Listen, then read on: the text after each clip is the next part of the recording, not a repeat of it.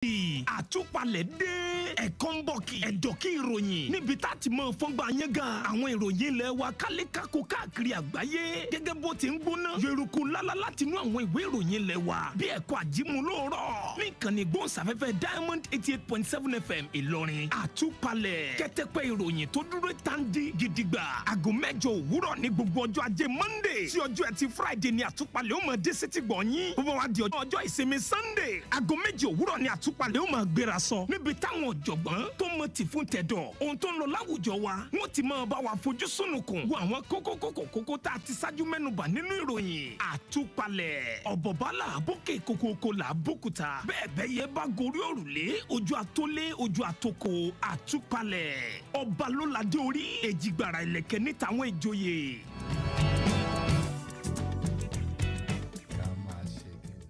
Òkè ó ti yá. Bẹ́gbà kókókókó, bẹ́gbà gbìngbìngbìngbìn, àtúpalẹ̀ ìròyìn lógorí afẹ́fẹ́. Ó yá o, àtúpalẹ̀ ìròyìn ti dé. Ìròyìn tó bá kíkì. Lórí kan ní Diamond FM. Ọ̀n ẹja farabalẹ̀. Kálíbọ̀ kọ̀ọ̀fàmì. Bẹ́ẹ̀ni kọ́ńbà kí ìròyìn nínú rẹ̀ lẹ́ ti máa gbọ́. Kọ̀ọ̀fàmì ìròyìn tí ò lẹ́jà ń bá kan nínú. Bó ṣe ń jáde nínú àwọn ìwé ìròyìn ilẹ̀ wa. Ẹ ṣàtìmọ̀ tẹ́lẹ̀ o, a ò lè ní báwo ni ti yọ. Bó ṣe rí náà nù lára omi. Àtúpalẹ̀ ìròyìn kò ṣe má gbọ́ ni fún gbogbo èèyàn. Bébà ó yá o, àtúpalẹ̀ ìròyìn ti dé. Ìròyìn tí ó máa tutù. Lórí kan ní Diamond FM. Ọ̀n ẹja farabalẹ̀. Kálíbọ̀ kọ̀ọ̀fàmì. Àtúpalẹ̀ ìròyìn lógorí afẹ́fẹ́.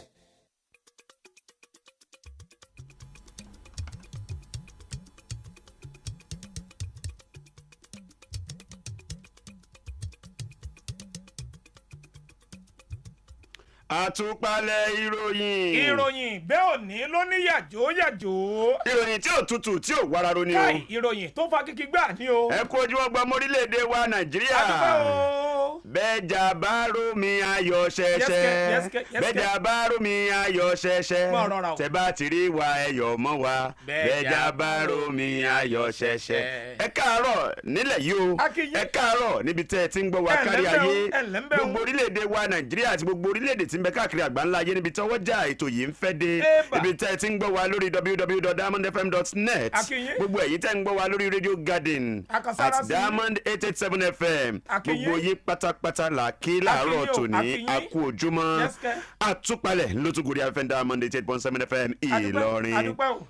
Olóyèdè Ṣèyí Jacob ló kọ mi àti èmi àti ẹnìkejì mi. ẹ kó ojúmọ́ bọ́ fún tààrọ̀ tó ní gbogbo tẹ́tí láyọ̀ láǹfààní láti máa gbọ́ ajákèjádò àgbáláyé níbi tọ́wọ́ já ìkànnì tẹ́ ń gbọ́ Diamond 88.7 FM tó fẹ́ dé tó lálẹ́ wùdí ẹ kó ojúmọ́ o.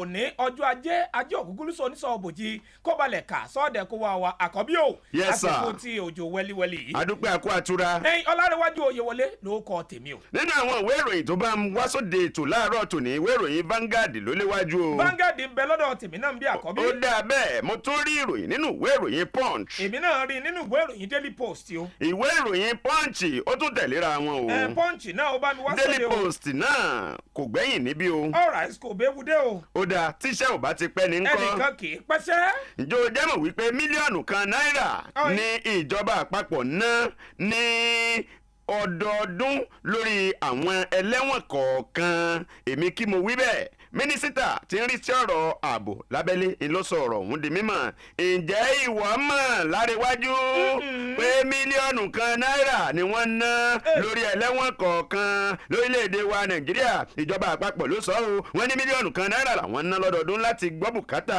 ẹnìkọ̀ọ̀kan tí ń bẹ ní ọgbà àtúnṣe ayé ara ẹni lórílẹ̀‐èdè yìí jákèjádò gẹ́gẹ́ bí wọ́n ṣe sọ ọ́ mínísítà tí ń rí sí ọ̀rọ̀ ètò ààbò lábẹ́lé Ràúfù Arẹ́gbẹ́ṣọlá ìlọsọ ọ̀rọ̀ ọ̀hún di mímọ̀ nílùú Àbújá nígbà tí ń sọ̀rọ̀ nípa àwọn ribiribi ohun mèremère tí ìjọba Muhammadu Buhari ti ṣe. wọ́n ní wọ́n ṣiṣẹ́ débi wípé wọn ò jẹ́ kí àìsàn kankan kó bàlẹ́ àwọn tí ń bẹ ní ọgbà ẹ̀wọ̀n àti wípé wọ́n ń ṣe ètò ààbò àti ìgbáyégbádùn àwọn tí ń bẹ ní ibi tí wọ́n ti ń ṣe àtúnṣe ayé ara ẹni àti pé gbogbo nǹkan tí ó jẹ́ amáyédẹrùn tí wọ́n fi tún ìwà wọn ṣe tí wọ́n fi tún èrò wọn ṣe tí wọ́n fi ṣe ètò nípa ìjọmọlúàbí wọn gbogbo ẹ̀ ní ìjọba náwó lé lórí. Wọ́n ní kò tí ì sí ìjọba tó ṣerú ẹ̀ látìgbà tí a ti wà lórílẹ̀‐èdè wa Nàìjíríà. Ọ̀rọ̀ pọ̀ ń bẹ o, bẹ́ẹ̀ bá fẹ́ kà ìwé ìròyìn Vanguard ni ẹ wá lọ. Àkọ́bí o, bó o bá ń gbọ́ ohun tó máa gbọ́ tẹ̀lé náà ni pé you are doing well o. Ìjọ ọjọ́ mọ̀ wípé ìwé ìròyìn Daily Post ni mo ṣí báyìí o. Mo rí o wípé àpapọ̀ iye àwọn ọmọ orílẹ̀-èdè Nàìjíríà tí wọ́n ti dá padà wá sí ilẹ̀ yìí láti orílẹ̀-èdè Sudan wọ́n lé ní 2,000 níye o. Ìjọ ọjọ́ mọ̀ pé àjọ tó ń mójútó ìgbáyégbádùn àwọn ọmọ orílẹ̀-èdè Nàìjíríà nílẹ̀ òkèèrè ni wọ́n ti jẹ́ kó di mọ̀ gba ti ọ̀dọ̀ ẹni tí ń ṣe agbẹnusọ fún àjọ ọ̀hún ìyẹn Abdulrahman Balogun nínú àtẹ̀jáde kan èyí tó fi léde ó jẹ́ kó di mọ̀ wípé ìgbésẹ̀ ọ̀hún ló wáyé o lójúnà àti mú kí ìrọ̀rùn kó dé bá àwọn ọmọ orílẹ̀-èdè Nàìjíríà tí wọ́n há sí ilẹ̀ Sudan pẹ̀lú bí ìfanfà ohun ìtàkùrọ̀ gan bí ó ṣe ń lọ lórílẹ̀-èdè ọ̀hún gẹ́gẹ́ bí ìwé ìròyìn Daily Post ti ṣe ṣẹ̀rí ẹ̀ láàárọ̀ tòní wọ́n jẹ́ kó di mọ̀ wípé àwọn èèyàn ọ̀hún ni wọ́n fi bàálù tó bíi 15 ni wọ́n fi kó wá padà sórílẹ̀-èdè Nàìjíríà gẹ́gẹ́ bí wọ́n ti wí o wọ́n ní àpapọ̀ iye àwọn tí wọ́n ti wá kó padà wá sórílẹ̀-èdè yìí wọ́n lé ní 2,000 púpọ̀ nínú wọn ni wọ́n tún kó padà wá ní ọjọ́ àbámẹ́ta tí í ṣe ọjọ́ sátidé ọjọ́ 13 oṣù tá a wà nínú rẹ̀ yìí wọ́n ní ìtẹ̀síwájú ó sì ń dé bá iṣẹ́ ọ̀hún lọ́wọ́lọ́wọ́ o lójúnà àti rí dájú pé gbogbo àwọn ọmọ orílẹ̀-èdè Nàìjíríà tí wọ́n bọ́ há sí ilẹ̀ Sudan ni wọ́n padà wálé sórílẹ̀-èdè yìí láyọ̀ àti àlàáfíà ẹgbẹ́ balance rẹ̀ àbí ìwé ìròyìn Daily Post ló ṣẹ̀rí ẹ̀ láàrẹ̀wájú o mo tún ṣí ìwé ìròyìn Punch nínú ìwé ìròyìn Punch ni mo ti rí o ìjọ jẹ́ mọ̀ wípé àpapọ̀ ẹgbẹ́ àwọn òṣìṣẹ́ wọ́n ń ṣe ètò láti ṣèpàdé pẹ̀lú Tinubu lórí yíyọ ìrànwọ́ orí epo èyí tí ìjọba fẹ́ gùn lé àgbáríjọpọ̀ àwọn òṣìṣẹ́ lórílẹ̀‐èdè wa Nàìjíríà ìyẹn Nigeria Labour Congress NLC ni wọ́n ń sọ di mímọ̀ o wípé àwọn ń fojú sọ́nà sí ìgbà tí àwọn ó ṣe ìpàdé pẹ̀lú ẹni tí ó jẹ́ adarí ìjọba tuntun tí ń bọ̀ lọ́nà èyun Bọ́lá Tinubu lórí àwọn ọ̀rọ̀ tó ní ṣe pẹ̀lú yíyọ ìrànwọ́ orí epo bẹntiró gẹ́gẹ́ bí wọ́n ti ṣe sọ di mímọ̀ wọ́n tún sọ wọ́n ní ọ̀rọ̀ táwọn gùn lé lórí yíyọ ìrànwọ́ orí epo wọ́n ní àwọn ò tí ì bọ́lẹ̀ ń bẹ̀ o wọ́n ní kí ìjọba orílẹ̀-èdè wa Nàìjíríà kí wọ́n ṣe ibùdó ìfọpo tí ó ṣe é fọkàn tán tí ó máa ṣiṣẹ́ kì í ṣe èyí tá a kàn mọ́ ya fọ́tò rẹ̀ tá a ní répo fọ̀ wọ́n ní kì í ṣe èyí tí wọ́n máa sọ fún wa wípé wọ́n ń yáwó wọ́n ń tún ṣe tí wọn ò sì ní rí i lò gẹ́gẹ́ bí wọ́n ṣe sọ di mímọ́ o wọ́n ní àwọn tí àwọn ń fẹ́ ni wípé kí ìjọba orílẹ̀-èdè wa Nàìjíríà máa fọ epo wa kó má bàa ní wa lára láti máa ra epo ọ̀hún wọ́n ní gbogbo tó bá lè fa ìnira àwọn ò ní fẹ́ kí ìjọba tí ń bọ̀ yìí kó gùn lé bẹ́ẹ̀ náà ni àwọn tí wọ́n jẹ́ alágbàtà epo wọ́n tún sọ wọ́n ní eléyìí tí wọ́n ń sọ ni wípé ó di dandan wípé kí wọ́n yọ ìkúnpá orí epo kúrò wọ́n ní kí ìjọba kó ṣe é gbogbo tí ń bá ń bẹ ní agbára wọn láti rí i pé ilé ibùdó ìfọpo sí ń bẹ ní Kaduna Pọ́tà àti Warri ń ṣiṣẹ́ ẹni tó jẹ́ igbákejì olórí àwọn òṣìṣẹ́ lórílẹ̀‐èdè wa Nàìjíríà èyun ẹgbẹ́ òṣìṣẹ́ ni o Adéwálé Adéyanjú ló sọ̀rọ̀ ọ̀hún fún àwọn oníròyìn ó ní àwọn ti sọ ọ́ di mímọ̀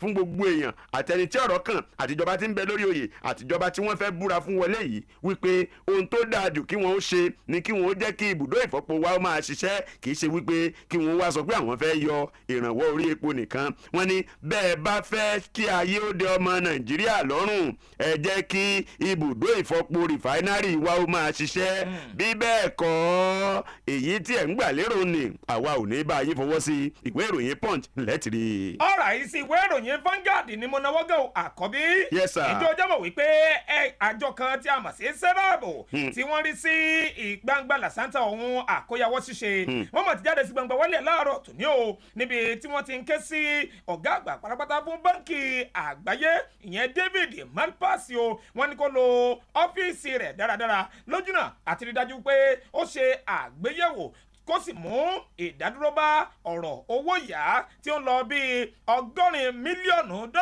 èyí tí ìjọba àpapọ̀ ilẹ̀ wa Nàìjíríà lẹ́yìn tí wọ́n ń béèrè fún wípé kí wọ́n jọ jáde yáwọn lówó ọ̀hún sẹ́ráàbù ni wọ́n rọ Malpass ọ̀hún ẹni tí ń ṣe ọ̀gá àgbà pátápátá fún báńkì àgbáyé wípé kó jọ jáde o mú ìdádúró bá ìpè èyí tí ìjọba àpapọ̀ ilẹ̀ wa Nàìjíríà tí wọ́n pè fún lórí owó yá tó lọ bíi $100 mílíọ̀nù bákan náà ni wọ́n jẹ́ kó di mọ̀ fún ọ̀gá àgbà pátápátá fún báńkì àgbáyé ọ̀hún pé ètò ìṣèjọba ààrẹ Muhammadu Buhari yóò tẹnubodò nínú oṣù tá a wà yìí nítorí náà kí wọ́n mú ìdádúró bá owó ọ̀yà ọ̀hún gẹ́gẹ́ bí ìwé ìròyìn Vanguard gẹ́gẹ́ bí ó ti ròyìn rẹ̀ o ẹ̀rọ náà ti wípé ìjọba àpapọ̀ ilẹ̀ wa Nàìjíríà ní oṣù tó rékọjá yìí ni wọ́n ti fi léde o wípé wọ́n ń pinnu láti ná owó rọ̀gùnrọ̀gùn tó ń lọ bíi mílíọ̀nù lọ́nà $100 owó yá láti mú ìdẹ̀kùn bá àwọn ènìyàn lórí ohun tó ní ṣe pẹ̀lú yíyọwó ìgúnpá orí epo ẹgbẹ́ balance rẹ̀ àbí ìwé ìròyìn Vanguard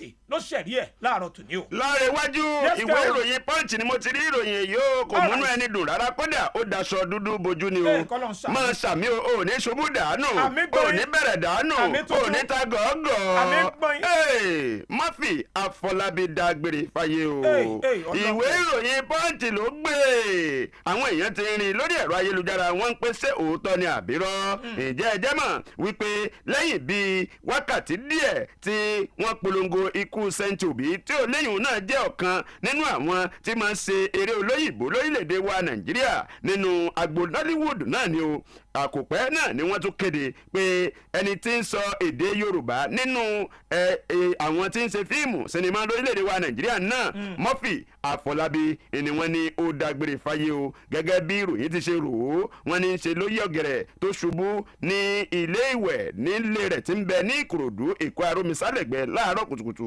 ọjọ́ Sunday tí í ṣe ọjọ́ 14 oṣù karùn-ún ọdún 2023 tí a wà nínú rẹ̀ yìí ẹni tó jẹ́ ààrẹ àwọn tí wọ́n ń ṣe adarí sinimá ìyẹn Movie Directors Guild Ṣeun Ọláìyá ńlọsọ̀rọ̀ ọ̀hún lórí ẹ̀rọ ayélujára WhatsApp rẹ̀ tí ọ̀pọ̀lọpọ̀ àwọn tí wọ́n ń ṣe eré sinimá tí kálukú sì ń káwọ́ mọ́rí tí wọ́n ń dàmí lójú pòpòròpòrò Ọláìyá sọ ó ní òun tiẹ̀ búra òun fi Èdùmàrè búra wípé òun tiẹ̀ ṣe ń bá a ṣeré bá a ṣàwàdà kó tó di wípé òun gbọ́ ìròyìn láabi ọ̀hún Ṣeun Olókètúyì tí òun náà jẹ́ eléré sinimá sọ ó ní ó yà òun lẹ́nu àti wípé ìṣẹ̀lẹ̀ ọ̀hún ó bomi tútù sí ni lọ́kàn kí Èdùmàrè kó máa ṣọ́ wa o ìwé ìròyìn Punch ni mo ti rí láàárọ̀ òní kò múnú ẹni dùn pa. ọgbọ́n àkọ́bí kọ́lọ́hún ó ṣàánú mọ̀ ni kó sì rọ àwọn mọ̀lẹ́bí ọ̀rẹ́ àti ojúlùmọ̀ Murphy Afọlábí kó rọ̀ wọ́n lójú o kó sì tẹ́ olóògbé ọ̀hún kó tẹ̀ ẹ́ sí afẹ́fẹ́ rẹ o. ọgbẹ̀nà tán tó àkọ́bí o. bíbélì májò tutù bí kò máa lè rìn kó máa lọ lẹ́gbẹ̀gbẹ́ bí a ti kọ̀wé rẹ o. ìwé ìròyìn Daily Post ni mo náwó gẹ́ báyìí mo sì mórí ń bẹ̀ o. lórí ohun tó ní ṣe pẹ̀lú yíyan àwọn adarí ní ilé ìgbìmọ̀ asòfin àpapọ̀ ilẹ̀ wa Nàìjíríà ẹlẹ́ẹ̀kẹwàá ìjọ jẹ́ mọ̀ pé Tinubu Jagaban-Bongo ọmọlódòdó o. tó bá ti jáde sí gbangba wálé láàárọ̀ tòní níbi tí ó ti ń fọ́ kẹ́ńkẹ́ ọ̀rọ̀ kan sígboro ayé o wípé ẹ mú sùúrù ẹ fọkàn balẹ̀ gbogbo tó bá yẹ ká ṣe láṣẹ o lójú náà àti rí dájú pé ohun gbogbo ó ń lọ ní sẹrẹrẹ wẹ̀rẹ̀rẹ̀ lẹ́gbẹ̀gbẹ́ bí a ti kọ̀wé rẹ̀ o ìjọ jẹ́ mọ̀ wípé bí onírúurú àríwísí bí ó ṣe ń jẹ jáde lórí àwọn orúkọ lọ́lọ́kan ọ̀jọ̀kan tẹ̀ mọ́ àwọn tí wọ́n jáde díje dupò fún ipò àwọn àyè kan ní ilé ìgbìmọ̀ asòfin àpapọ̀ ilẹ̀ wa Nàìjíríà níbi ètò ìṣèjọba tó ń wọlé bọ̀ lẹ́nu lọ́lọ́ yìí o ààrẹ tuntun agánná tí ìlú dìbò yàn Aṣíwájú Bọ́lá Ahmed Tinubu ó ti wá jẹ́ kó di mọ̀ gbogbo ọmọ orílẹ̀-èdè Nàìjíríà wípé ẹ lọ fọkàn balẹ̀ ẹ farabalẹ̀ o gbogbo ohun tó bá yẹ ká ṣe láò ṣe lójú náà àti rí dájú pé ètò ìṣèjọba tó ń wọlé bọ̀ ó mú yanyan mùsèmùsè rẹ̀ ó sì dá mùsèmùsè ó ní ẹgbọ́ gbogbo ẹ̀yàn ọmọ orílẹ̀-èdè Nàìjíríà lẹ́ ó gbádùn gidigidi o torí wípé a ti ń ṣiṣẹ́ lọ́wọ́ yìí láti rí dájú pé ìgbé ayé gbádùn ẹ̀yàn ọmọ orílẹ̀-èdè yìí ó rọ̀ sọ̀mù ju bí ó ti wà lọ Tinubu ẹni tí igbákejì adarí àpapọ̀ fún ẹgbẹ́ òṣèlú olóṣùṣù ọwọ́ ní APC lẹ́kùn ìwọ̀ oòrùn gúúsù ilẹ̀ wa Nàìjíríà arákùnrin Isaac Kekemeke ni ó fọ́ kẹ́ńkẹ́ ọ̀rọ̀ ọ̀hún sígboro ayé o lásìkò tí ó ń ṣojú Tinubu níbi ètò láti bu ọlá fún adarí ẹgbẹ́ Afẹ́nifẹ́re olóyè Reuben Fásọ̀rántì níbi tí bàbá ọ̀hún tí wọ́n ti ń ṣe ayẹyẹ ọdún mẹ́tàdínlọ́gọ́rùn-ún lókè èèpẹ̀ lópin ọ̀sẹ̀ bákan náà ni ó jẹ́ kó di mímọ̀ wípé gbogbo ìgbésẹ̀ ni ó ti ń lọ lọ́wọ́ báyìí láti rí dájú pé gbogbo nǹkan ó mú yẹ́ẹ̀sì nínú ìgbìmọ̀ asòfin àgbà àpapọ̀ ilẹ̀ wa Nàìjíríà ẹgbẹ́ bọ́lá sí rẹ̀ àbí ìwé ìròyìn Daily Post Post ló ṣẹ̀rí ẹ̀ láàárọ̀ tòní. lárẹ́wájú nínú ìwé ìròyìn tí ń bẹ níwájú mi Punch náà ni mo sì gbé dání o ibẹ̀ ni mo ti rí wípé lórí ọ̀rọ̀ wíwùwà ìtọ́ sí ọlọ́pàá àjọ tó ń bójútó iṣẹ́ ọlọ́pàá lórílẹ̀‐èdè wa Nàìjíríà PSC wọ́n ti ní kí wọ́n gbé Ṣeun Kútì relé ẹjọ́ o látàrí wípé ó hùwà ìtọ́ sí ọlọ́pàá. ìwé ìròyìn Punch lóòrò láàárọ̀ yìí ibẹ̀ mo ti rí wípé iléeṣẹ́ tó ń rí sí ọ̀rọ̀ ọlọ́pàá lórílẹ̀‐èdè wa Nàìjíríà èyun àjọ Police Service Commission ni wọ́n sọ ní mímọ̀ wípé ẹni tí ń kọrin tàkasúfèé tí wọ́n máa ń mirí jóun ni èyun Ṣeun Kútì ni wọ́n ní kí wọ́n lọ fi ọwọ́ sìnkú òfin mu kí wọ́n sì gbé relé ẹjọ́ gẹ́gẹ́ bí ìròyìn ti ṣe rò ó. ǹjẹ́ ẹ jẹ́ mọ̀ wípé wọ́n ní arákùnrin ọ̀hún wà ìtọ́ sí ọlọ́pàá ní orí bíríìjì kẹta ti Èkó Third Mainland Bridge ní Èkó Aromisare gbẹ̀rẹ̀gbẹ̀ lọ́jọ́ Sátidé. ẹni tó jẹ́ alága àjọ PSC Dr. Solomon Arase ẹni tó ti fi gbà kan rí jẹ́ ọ̀gá ọlọ́pàá lórílẹ̀‐èdè wa Nàìjíríà òṣìṣẹ́ fẹ̀yìntì lẹ́nu iṣẹ́ ọlọ́pàá ni wọ́n ní ìwà tí ṣe ń wù kò tọ́ èyí yóò sì jẹ́ ẹ̀kọ́ fún àwọn ọmọ orílẹ̀‐èdè wa Nàìjíríà tó kù tó jẹ́ wípé wọ́n rí ọlọ́pàá wọ́n mọ̀ wò wọ́n bí ẹni wípé kì í ṣe Ọlọ́run ló ṣẹ̀dá wọn. wọ́n ní kò sí ẹ̀ṣẹ̀ tí ọlọ́pàá lè ṣẹ̀ nígbà tó wà nínú aṣọ. wọ́n ní aṣọ òun ni iyì àti ẹ̀yẹ orílẹ̀-èdè wa Nàìjíríà ní bí ìgbà tí èèyàn fojú odidi orílẹ̀-èdè gbolẹ̀ ní ẹni tó ń rí sí ọ̀rọ̀ ètò ìròyìn àti ìbáraàlú sọ̀rọ̀ PSC Ikechukwu ani ńlọsọ̀rọ̀ wọn nínú àtẹ̀jáde tó tẹ àwọn oníròyìn ìwé ìròyìn Punch lọ́wọ́. ọ̀rọ̀ pọ̀ ńbẹ̀ tí àràṣe sọ tí àwọn ọlọ́pàá náà sì ń sọ lórí ọ̀rọ̀ ìwà tí Ṣeun Kútì wù ọ̀hún bẹ́ẹ̀ fẹ́ kà á ẹ wá ìwé ìròyìn Punch tó jáde láàárọ̀ òní o. ọ̀rọ̀ ìsà àkọ́bí o bóyá o ti gbọ́ àbó o ti gbọ́ o. jámi sí i. ìwé ìròyìn Vanguard ni mo náwó gan ìpínlẹ̀ Ọ̀yọ́ sì ló gbé mi lọ. kí ló wí ń bẹ́ẹ̀. inú ọmọ rárá ó mà ti sọsẹ́ o nínú ọjà agbẹni tó wà nílùú Ìbàdàn. Èdùmàrè ṣàánú. àmì tuntun o ìjọ ọjà mọ̀ wípé ìwé ìròyìn Vanguard ṣẹ̀rí ẹ̀ láàárọ̀ tòní wípé ọjà tó gbajúgbajà kan níbi tí wọ́n ti ń ta onírúurú àwọn aṣọ ìgbàlódé nílẹ̀ wa Nàìjíríà tí a mọ̀ sí ọjà agbẹni ní ìlú Ìbàdàn tí ń ṣe olúlu ìpínlẹ̀ Ọ̀yọ́ ní ìwé ìròyìn Vanguard jẹ́ kó dímọ̀ láàárọ̀ tó ní pé iná ọmọ ọ̀rànra ni ó ṣàdédé ṣẹ́yọ nínú ọjà ọ̀hún lóòrọ̀ kùtùkùtù òní o gẹ́gẹ́ bí ọ̀gá àgbà fún àjọ panápaná ní ìpínlẹ̀ Ọ̀yọ́ arákùnrin Yẹmí Akínyẹmí tó fìdí ìṣẹ̀lẹ̀ ọ̀hún múlẹ̀ ó jẹ́ kó di mímọ̀ wípé àjọ panápaná ní ìpínlẹ̀ Ọ̀yọ́ ni wọ́n gba ìpè pàjáwìrì kan ní aago 4 ààbọ̀ òwúrọ̀ kùtùkùtù òní lójú ẹsẹ̀ pápá bí ọgán bí wọ́n ti tẹ́wọ́ gba ìròyìn ọ̀hún ní àwọn òṣìṣẹ́ àjọ panápaná ọ̀hún ni wọ́n bá takìjì tí wọ́n sì bẹ́ sójú iṣẹ́ lójú náà àti rí dájú pé wọ́n pa iná náà. Akínyẹmí ó ṣàfikún rẹ̀ wípé gbogbo ohun gbogbo ló ń lọ ní mẹ̀lọ́mẹ̀lọ́ gẹ́gẹ́ bí àwọn òṣìṣẹ́ àjọ náà bí wọ́n ṣe ń sapá tí wọ́n sì ń gbìyànjú láti rí dájú pé wọ́n pa iná ọ̀hún ráúráú nínú ọjà agbẹni kọ́lọ́hún ó ṣàánú ni o ẹgbà balance rẹ̀ àbí ìwé ìròyìn Vanguard mà ló ṣẹ̀rí ẹ̀ láàárọ̀ tòní. inú ìwé ìròyìn Vanguard tó wà yẹn náà ni mo tẹ̀lé ọ lọ ọ̀rọ̀ gbèsè ló wà ń bẹ̀. ìjọ jẹ́ mọ̀ wípé àjọ tó ń bójú tó gbèsè jíjẹ lórílẹ̀‐èdè wa Nàìjíríà èyí debt management office DMO wọ́n sọ ọ́ di mímọ̀ o wọ́n ní owó tí ń wọlé ọ̀pọ̀ ìlàfà tí gbèsè fi ń garoro sí i láti ọ̀pọ̀lọpọ̀ ọdún sẹ́yìn àjọ tó ń bójútó ọ̀rọ̀ gbèsè lórílẹ̀‐èdè wa Nàìjíríà ni wọ́n fi ìdí ọ̀rọ̀ múlẹ̀ wọ́n ní kódà ètò ìṣúwọ́ná tí wọ́n ti ń ṣe láti nǹkan bí ọdún 10 sẹ́yìn lórílẹ̀‐èdè wa Nàìjíríà wọ́n ní iye tí agbára wa ò ká tí a ò lè pa ẹni àmọ́ kọ wípé a ó nà èyí tí wọ́n pè ní budget deficit tó túmọ̀ sí wípé bí èèyàn bá ti ní wọ́n ná ju iye tí mò ń rí gbà lọ ó túmọ̀ sí wípé onítọ̀hún náà yóò máa jẹ gbèsè náà iye tó bá fẹ́ ná ni ìdí rèé o tí gbèsè orílẹ̀-èdè wa Nàìjíríà tó fi ń garoro sí èmi ò kúkú mọ̀ nípa gbèsè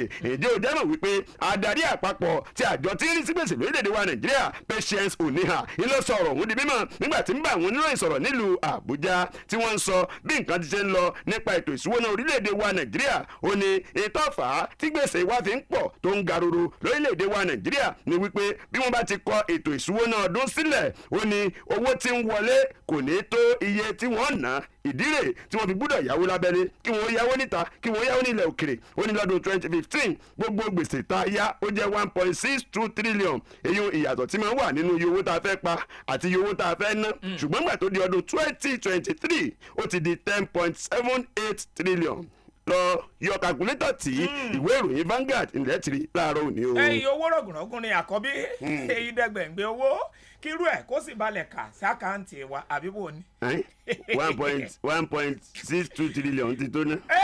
àkọ́bí o ìwé ìròyìn Punch ni mo náwó gẹ́ báyìí o lórí ohun tó ní í ṣe pẹ̀lú ọ̀rọ̀ Ṣeun Kútì ìjọ jẹ́ mọ̀ pé Fẹ́mi Fálànà ó ti jáde sí gbangba wálé àláàrọ̀ tòní o níbi tí ó ti jẹ́ kó di mímọ̀ ní ọjọ́ ìsinmi tó rékọjá wípé olórin ajíkọ dídùn ni Ṣeun Kútì ni ó ti béèrè fún ìgbésẹ̀ rẹ̀ o lójúnà àti rí dájú pé ó dáàbòbò ẹ̀tọ́ ọmọnìyàn rẹ̀ níwájú àjọ iléeṣẹ́ ọlọ́pàá. Fálànà ẹni tó fìdí ìgbésẹ̀ ọ̀hún múlẹ̀ fáwọn oníròyìn ó jẹ́ kó di mímọ̀ wípé Ṣeun Kútì ọ̀hún ni ó ní onírúurú àwọn ẹ̀rí mọ́ ẹjẹ́ mi sọ léyìí tí ó fi dáàbò bo ara rẹ̀. Bákan náà ni ó jẹ́ kó di mímọ̀ wípé kí iléeṣẹ́ ọlọ́pàá kí wọ́n mọ̀ kọ́minú o wípé Ṣeun Kútì ọmọ òun ló jẹ́ àti pé yóò fara rẹ̀ hàn níwájú àwọn àjọ iléeṣẹ́ ọlọ́pàá lónìí tí ń ṣe ọjọ́ ajé. ẹ ó rántí wípé Ṣeun Kútì ọ̀hún nínú fọ́nrán fídíò kan léyìí tó gbalẹ̀ gboko lórí ẹ̀rọ ayélujára ni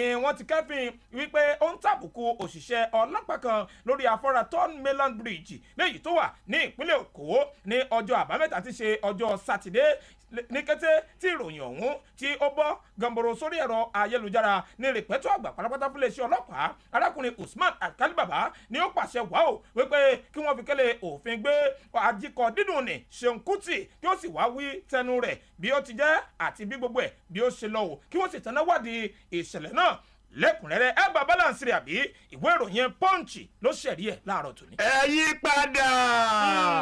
yí padà Nàìjíríà rere sì tún ṣeé ṣe o èmi kọ́ o bàbá Àkàndé bàbá àwọn ọmọ kéékèèké ni wọ́n ń ṣe wá síbẹ̀ nígbà tí wọ́n wà níbi àpèjẹ kan ǹjẹ́ ẹ jẹ́ mọ̀ wípé Bísí Àkàndé ń sọ di mímọ̀ o nínú ìwé ìròyìn Daily Post tí ń bẹ lọ́wọ́ mi ní àyè wípé àyípadà nínú èrò inú wa àti ìṣesí wa ló lè jẹ́ kí orílẹ̀-èdè wa Nàìjíríà gòkè àgbà bí a ti ń fẹnu sọ ọ́ gẹ́gẹ́ bí wọ́n ti sọ di mímọ̀ o wọ́n ní lórílẹ̀-èdè wa Nàìjíríà pàápàá jùlọ àwọn tí wọ́n ń bẹ ní agbọn ètò òṣèlú lórílẹ̀-èdè yìí wọ́n ní ẹ tún inú yín rò ẹ pàrópọ̀ ọ̀dọ̀fẹ́ inú yín ẹ yíwà padà ẹ ṣe dáadáa ẹ ṣeun rere kí orílẹ̀-èdè wa Nàìjíríà kó lè gòkè àgbà ẹ mọ̀kànjá máa fẹnu sọ o ẹni tó ti fìgbà kan rí jẹ́ alága lẹ́gbẹ́ òṣèlú APC alága àkọ́kọ́ lẹ́gbẹ́ òṣèlú ọ̀hún olóyè Bísí Àkàndé ni wọ́n ń sọ di mímọ̀ wípé káróore tí a bá fẹ́ kí orílẹ̀-èdè wa Nàìjíríà kó tọ ọ̀nà rere Àkàndé sọ̀rọ̀ ọ̀hún níbi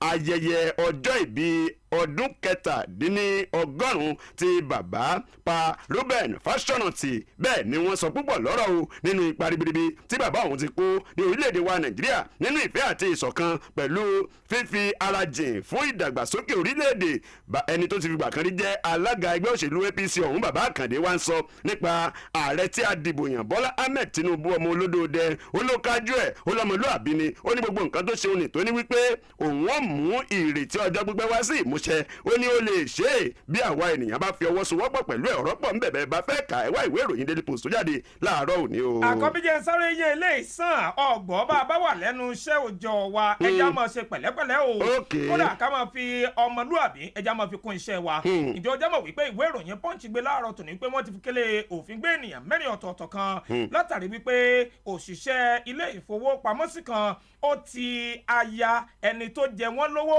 ó ṣèèṣì fọwọ́ tì báyìí lónítìín ló bá tàtẹ́rù ń pa ò Ọlọ́run kó ṣàánú wa. àmì o láríwájú ká tó máa lọ ẹnu mi kọ́ lọ́ọ́ ti gbọ́ inú ìwé ìròyìn ló ti gbọ́ o nínú ìwé ìròyìn Punch ìjọ jẹ́mọ̀ wípé àwọn afurasí darandaran láàrin àwọn darandaran wọ́n pa pásítọ̀ ECWA àti àwọn 37 míì ní ìpínlẹ̀ Nasarawa kọ́lọ̀ máa ṣọ́ wa o ìwé ìròyìn Punch lóru. tọ́ọ̀gbọ́ èyí tí ìwé ìròyìn Punch tún rò láàárọ̀ tòní ó gbẹnu tán àkọ́bí kọ́lọ̀ ó ṣàánú wa ni.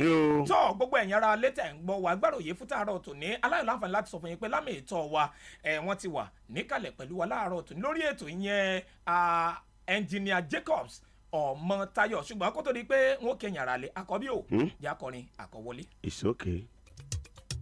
lámìtọ́ ẹ jẹ́ kájọ fojú sunukun wo kájọ fòye pé ẹ̀yin ọ̀jọ̀gbọ́n bóyá ẹ bá wa dá sí i.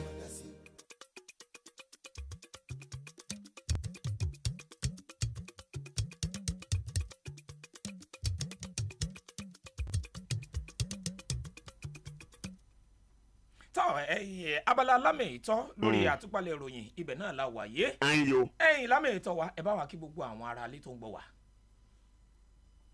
ó kí gbogbo ilé a kú ìdájí àsìkò àtúrà òjò yìí.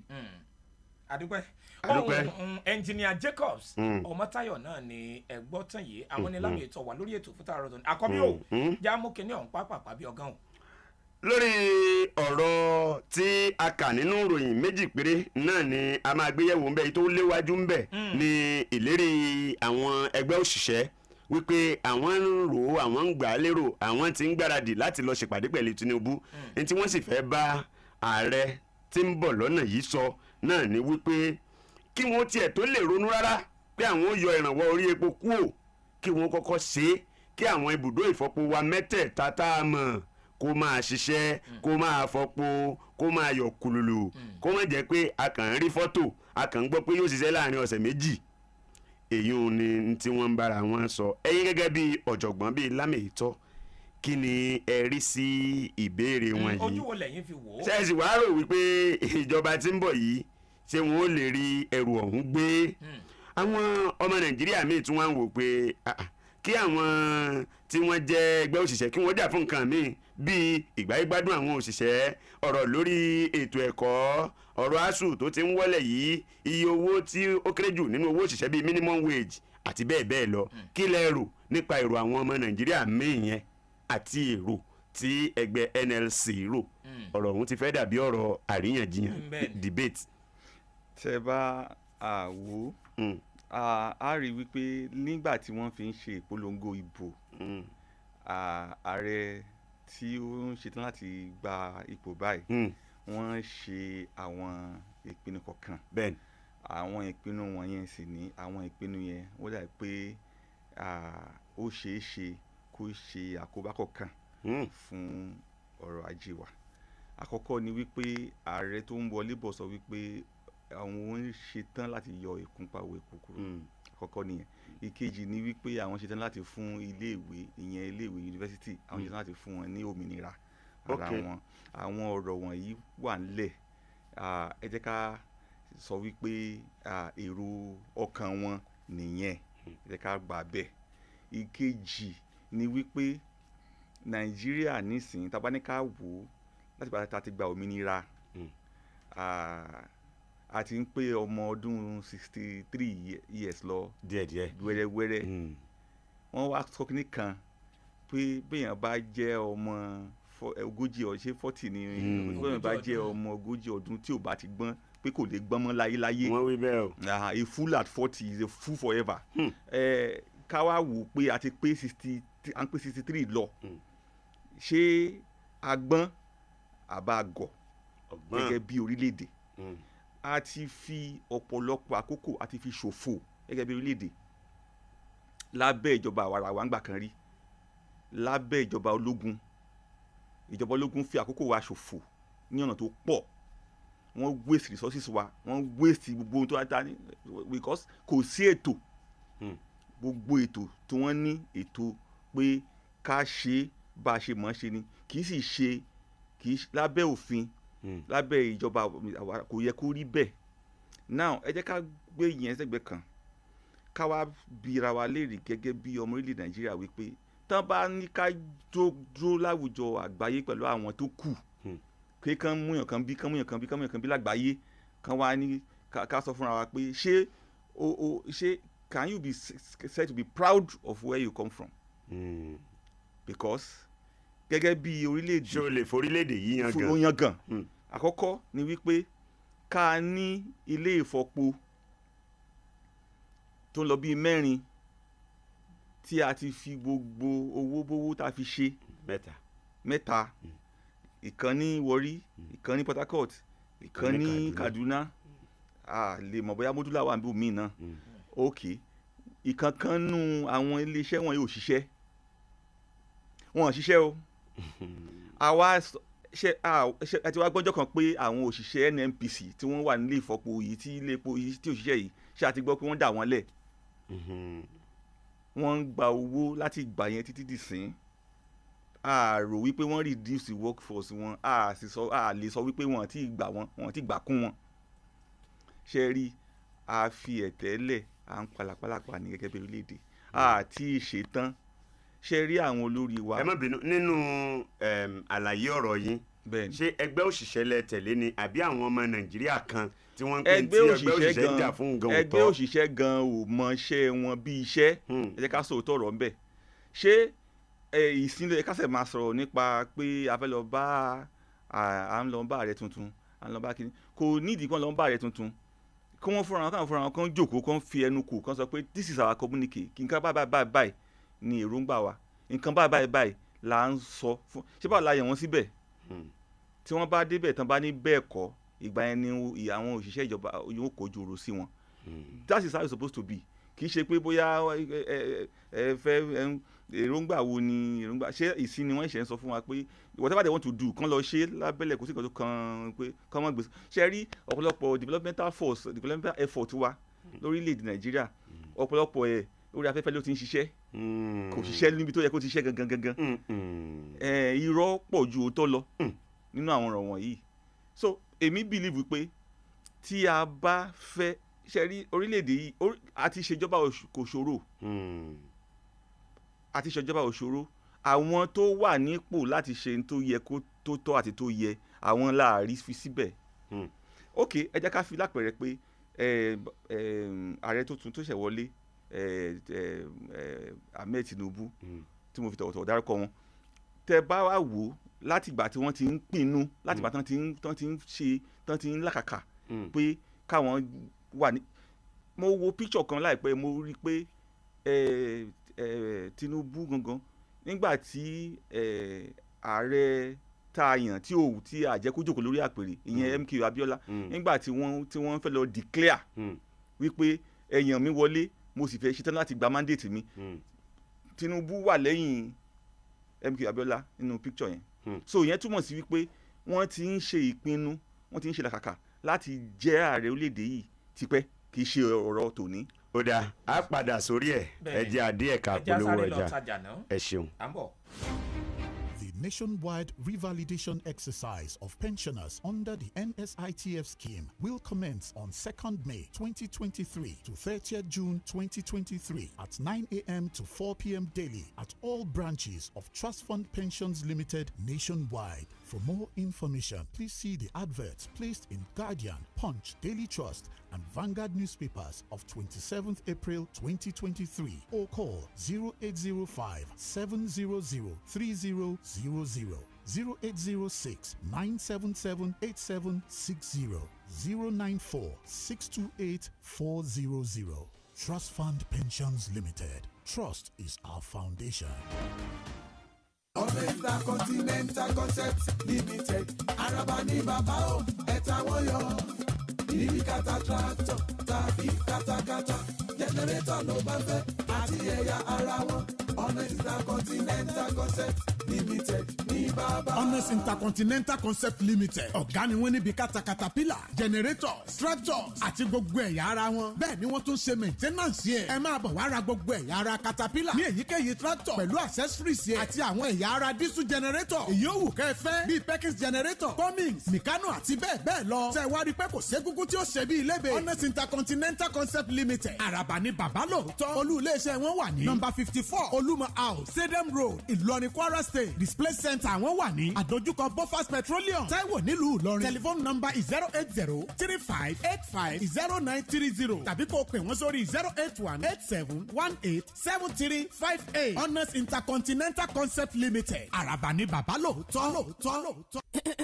Ẹ̀yin èèyàn mi ní báyìí àlejò wa kọ́ ni amúdedùn amáragbá yagiyagi tí ń wọlé bọ̀ ẹ dìde sókè ká ẹ bá wa dá múso fún ọ̀rẹ́ mi tì. múso.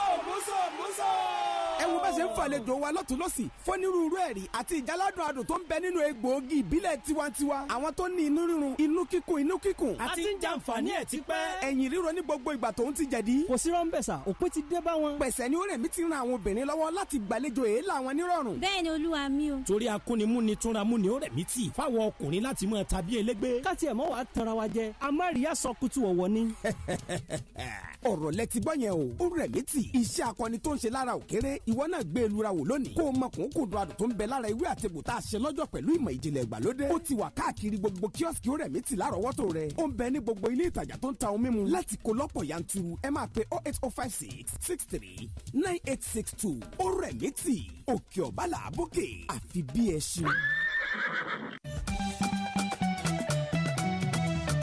àǹfààní ńlá rèé yàrá yòlò iléeṣẹ́ power and glory phone ti kórede àwọn bìrẹ̀kẹ̀tẹ̀ fún gbogbo olùgbé Ìlọrin Ọ̀fà Ìjàgbó àti gbogbo agbègbè rẹ̀. àǹfààní ńlá rèé fún gbogbo ọmọ ìpínlẹ̀ Kwara. wọ́n ra fóònù tó bá wù ọ́ kó sanwó díẹ̀díẹ̀ fóṣù 3 tàbí 4. ìrọ̀rùn ló bá dé mẹ́. ẹ̀yin oníṣẹ́ ọwọ́ àtọ́níṣẹ́ oṣù ẹ wá jẹ àǹfààní ìsan díẹ̀díẹ̀. ẹ̀yin ìyálọ́jà tàbí ọlọ́kọ̀wò kéékèèké ẹ máa tọ́ àlú ẹ̀. ìfà yàrá yòlò fún gbogbo ẹni bá fẹ́ ra fóònù bíi Samsung, Oppo, Vivo, Itel, Infinix, Redmi, Tecno àti bẹ́ẹ̀ bẹ́ẹ̀ lọ. ọ́fíìsì power and glory phones wà ní ṣíṣílẹ̀ látọjọ́ ajé Monday títí dọjọ́ Saturday number 94 Ibrahim Taiwo Road ládojúkọ MRS filling station láwà ní Taiwo Ìsàlẹ̀ tàbí lọ́fíìsì wa tuntun ní Unity Junction. láti ra fóònù tàbí ẹ̀kúnrẹ́rẹ́ àlàyé lórí àwọn pákéèjì wa ẹ pè nọ́mbà yìí 09122181816 09122181816 power and glory phones ìrọ̀rùn ló bá dé fún gbogbo aráàlú. yọ́nú sí mi.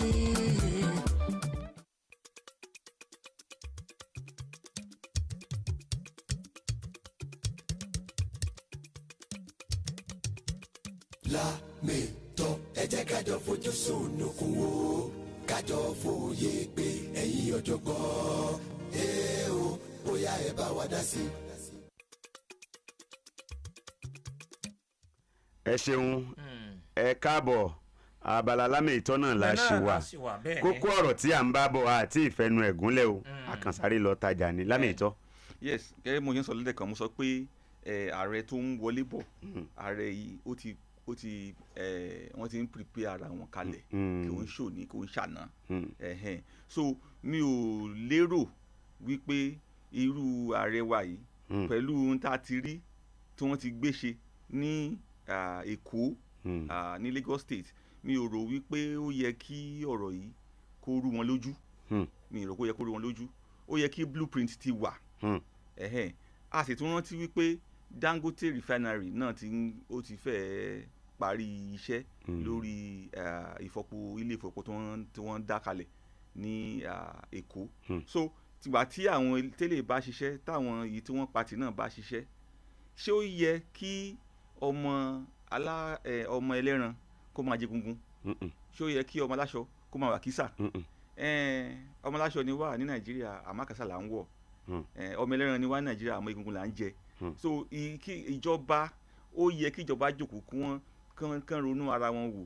kí wọ́n fi wá síbi tó yẹ ká wà ní ìpínlẹ̀ ẹ bá dé káàkiri population wa ó yẹ ká fi population wa jẹ́ advantage ni. ẹ má bínú ẹ̀yin ò rò wípé kókókó làárán fa adití pẹ̀lú bí àwọn òṣìṣẹ́ tún ṣe ní báwọn bá gbìyànjú ẹ̀ níjọba ìta ń lò lọ yìí tí ò bọ́ sí káwọn tètè lọ bá ẹni tí ń bọ̀ káwọn fi hàn kó lọ́nà. tí wọ́n bá. àmì náà wàá tún sọ pé ọ̀rọ̀ asù ńkọ́ ọ̀rọ̀ owó òṣìṣẹ́ ńkọ́ ọ̀rọ̀ iléepo ìfọpo kọ́ ló wà ńlẹ̀ báyìí. tí èmi fẹ́ kẹ́yìn ó jókòó sáàrin ẹ̀ nìyẹn. ṣe rí economy wa ló máa ń determine so many things. tí wọ́n bá yọ ìkúnpá owó epo lónìí ẹni tẹ́ ń rà ní náírà 10 ẹ̀ rà ní 50. so tíyẹn bá ti ṣe rí Yorùbá máa ń pòwe wọ́n ní tí oúnjẹ tó bá ti tán nínú ìṣẹ́ tó bá ti kúrò nínú ìṣẹ́ bùṣe ọ̀pọ̀lọpọ̀ nǹkan ló so mọ́ ọrọ̀ ajé wa ló ní petrol àti oní petroleum òun ló so mọ́ ọ̀pọ̀lọpọ̀ nǹkan òun ló sì rí bíi determinant factor fún àwọn nǹkan míì tẹ́ ẹ̀ bá fojú tó eléyìí àwọn tó kù lè yanjú tẹ́ ẹ bá ní ẹ fojú tó lónìí tí nǹkan bá wọ́n ṣé ojoojúmọ́ kọ́ nìkan wọ́n Nàìjíríà ni tá a máa sọ fún yín wọ́n sọ pé torí dọ́là torí èlé torí tọ̀hún economy dọ́là là ń run economy dọ́là là ń run ṣé ó yẹ ká máa run economy dọ́là in tó bá ti lè fà á tàbí àti lè tọ́jú ara wa tá a lè bọ́ ẹnu ara wa then in tí a bá rí la jẹ abẹ́rọ̀ mi ò yé yín in tó máa gbé wa náà la máa jẹ so ọ̀pọ̀lọpọ̀ nǹkan ló rọ̀ mọ́ ṣe rí tá a bá ń sọ̀rọ̀ nípa kan yọ ìkúnpá owó kúkúrò ẹ jẹ́ ká sọ̀rọ̀ nípa ìgbépọ̀ àlàáfíà gbogbo ẹ̀ ló so mọ́ra wọn ṣùgbọ́n bí èèyàn bá lóun fẹ́ dáko tó bá jẹ́ pé yóò fi dísù yóò fi mọ rọ́ọ̀nù threshing factory yóò fi mọ rọ́ọ̀nù katakata yóò fi mọ rọ́ọ̀nù kìíní tó sì ní iye tó ń rà á tẹ́lẹ̀ tó sì ní iye tó ń rà á nísìn ẹ jẹ́ sọ tó bá gbé nǹkan oko yẹn tó bá gbé dé láàrin rògbòdìyàn pé Ọlọ́run jẹ́ kó ń délé láti àlàáfíà tí wọ́n bá gba tí wọ́n bá tún gbé olóko kọ́ ní kó wá san owó ìtanràn àbí kó wá san owó pé wọ́n jí gbé wọn pé kó túra ẹ̀ lẹ̀ tí ìyẹn bá ti kúrò ń bẹ̀ ṣé ànílè lọ bí ta fẹ́ lọ láti àlàáfíà àníṣe fẹ́ ṣe but epo yìí gangan ló jẹ́ determinant factor fún wa gẹ́gẹ́ bí orílẹ̀-èdè tí a bá sì rojú tu sí ọrọ̀ ajé wa ò lè a jẹ́ pé ẹ̀yin tí àwọn ẹgbẹ́ òṣìṣẹ́ ń sọ lẹ́yìn náà wà wípé kí wọ́n ó ṣe ibùdó ìfọpo. bẹ́ẹ̀ni tí mo sọ ni wípé kò tí ẹ di dandan kí wọ́n dọ́dọ̀ ààrẹ tó tánṣẹ́ dìbò yàn dandan kọ́ nìkan dọ́dọ̀ rẹ̀ tí wọ́n bá jókòó ní ọ́fíìsì wọn tí wọ́n bá pinnu pé báyìí là ń fẹ́ tí wọ́n bá ti sọ sórí afẹ́fẹ́ ààrẹ kódà kó wà ní mọ́ríkà yóò gbọ́. kódà ẹ jẹ́ àwo kókó ẹlẹ́ẹ̀kejì láàrin iwájú kókó ẹlẹ́ẹ̀kejì ìjọba àpapọ̀ ní àwọn ná mílíọ̀nù kan náírà lórí ẹlẹ́wọ̀n kọ̀ọ̀kan táwọn fi ń tọ́jú wọn láti January orílẹ̀-èdè wa Nàìjíríà ẹ wá jẹ́ àwò àwọn tí wọ́n wà ní ọgbà ẹ̀wọ̀n torí káwọn akẹ́kọ̀ọ́ tí wọ́n ń gbọ́ wa ó lè mọ ntàwé 74,059 ní ìbẹ̀rẹ̀ ọdún yìí ni wọ́n kà wọ́n o iye tí wọ́n jẹ́ nù 74,059 ní iye ẹlẹ́wọ̀n tí ń bẹ ní ibùdó àtúnṣe ayé ara ẹni ẹ wá fi eléyìí ẹ mú ní mílíọ̀nù kan lọ́nà ìdá ẹgbẹ̀rún lọ́nà mẹ́rìnléní àádọ́rin yìí ó tún lé díẹ̀ kí lè rí sí èyí. ẹ mọ́ làágùn jìnnà.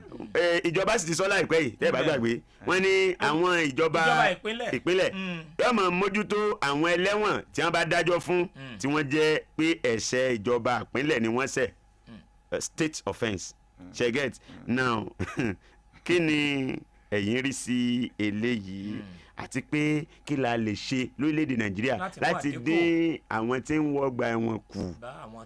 ẹ jẹ́ ìsọkúnà fún yín ṣe rí nígbà tí wọ́n bá fẹ́ pín owó ní Àbújá ṣé bọ́n ṣe pín fún federal ni wọ́n pín fún state. èmi ò mọ bẹ́ẹ̀ lábẹ́ òfin ìbá pé wọ́n rí ṣé percentage tán fi ń pín ṣó the same. Because federal government máa ń gbà mí 53% 58% ètò bá ṣẹ́kù state yóò gba tiẹ̀ wọ́n wà fún local ní bóyá 17% 16% depending on ìjọ tọ́nà bá ṣàánú wọn nígbà bá rí gbà. So ìtumọ̀ ẹ̀fà yọ̀ ń bẹ̀ ni wípé ṣé the same responsibility ni wọ́n jọ ń bíà pẹ̀lú owó tí wọ́n jọ ń pín àkọ́kọ́ nìyẹn. Ìkejì ni wípé gẹ́gẹ́ bí orílẹ̀-èdè a ní òfin a ní òfin òfin tá a níyẹn ibo lòfin pín prison service sí ṣé state ló pín sí àbí federal torí ara tán ń gbowó fún nìyẹn ó yẹ kí wọ́n lè ṣàlàyé fún wa wípé tó bá ti rí báyìí o a jẹ́ pé owó táwọn fi ń tọ́jú àwọn ẹlẹ́wọ̀n táwọn láwọn fi ń tọ́jú yìí o a jẹ́ pé tó wáyé pé ti state offence ni wọ́n bá commit ká lè ṣe ìṣirò káwọ́ pé àwọn tó ṣe state offence rèé o àwọn tó ṣe federal offence rèé o kí owó tán bá ń gbà yẹn kí wọ́n tún pín so kan fún state ti tiẹ̀ kó máa fi tọ́jú wọn. èmi ò bá bi mínísítà léèrè wípé ṣé mínísítà ṣó dá wọn lójú nọ́mbà tí wọ́n pè sí ìgboro ayé àkọ́kọ́ nìyẹn. ìkejì ni wípé ṣé wọ́n lè gba ọmọ Nàìjíríà láàyè láti wọnú prison yẹn lọ lọ́nà ẹ̀wọ̀n yẹn lọ ká lọ kà wọ́n níkọ̀ọ̀kan. ṣé wọ́n gba bí àwọn àjọ bíi serap bí wọ́n gba àwọn àjọ kọ̀ọ̀kan láàyè àwọn BNG kọ̀ọ̀kan ṣé wọ́n gba wọn láàyè kí wọ́n wọnú bẹ̀ yẹn lọ kí wọ́n lọ ka àwọn tí wọ́n láwọn kà yẹn kí wọ́n ká wa ká wọn. ẹ gbàgbọ́ tí wọ́n wí ní mi gbàgbọ́ kí wọ́n sọ pé kán sọ tí fígọ̀ tí wọ́n nìyẹn káwa náà ká lọ bẹ̀ ká lọ wo fígọ̀ tiwa ká lọ ká fígọ̀ tiwa rèé. Yes ìyẹn ọ̀kan ká wá ṣe factor gbogbo nǹkan láwọn oúnjẹ tán fún ẹlẹ́wọ̀n oúnjẹ tán láwọn fẹ́ lẹ́wọ̀n wọ́n ń ṣètọ́jú wọn kí àìsàn má bàa ṣe wọ́n.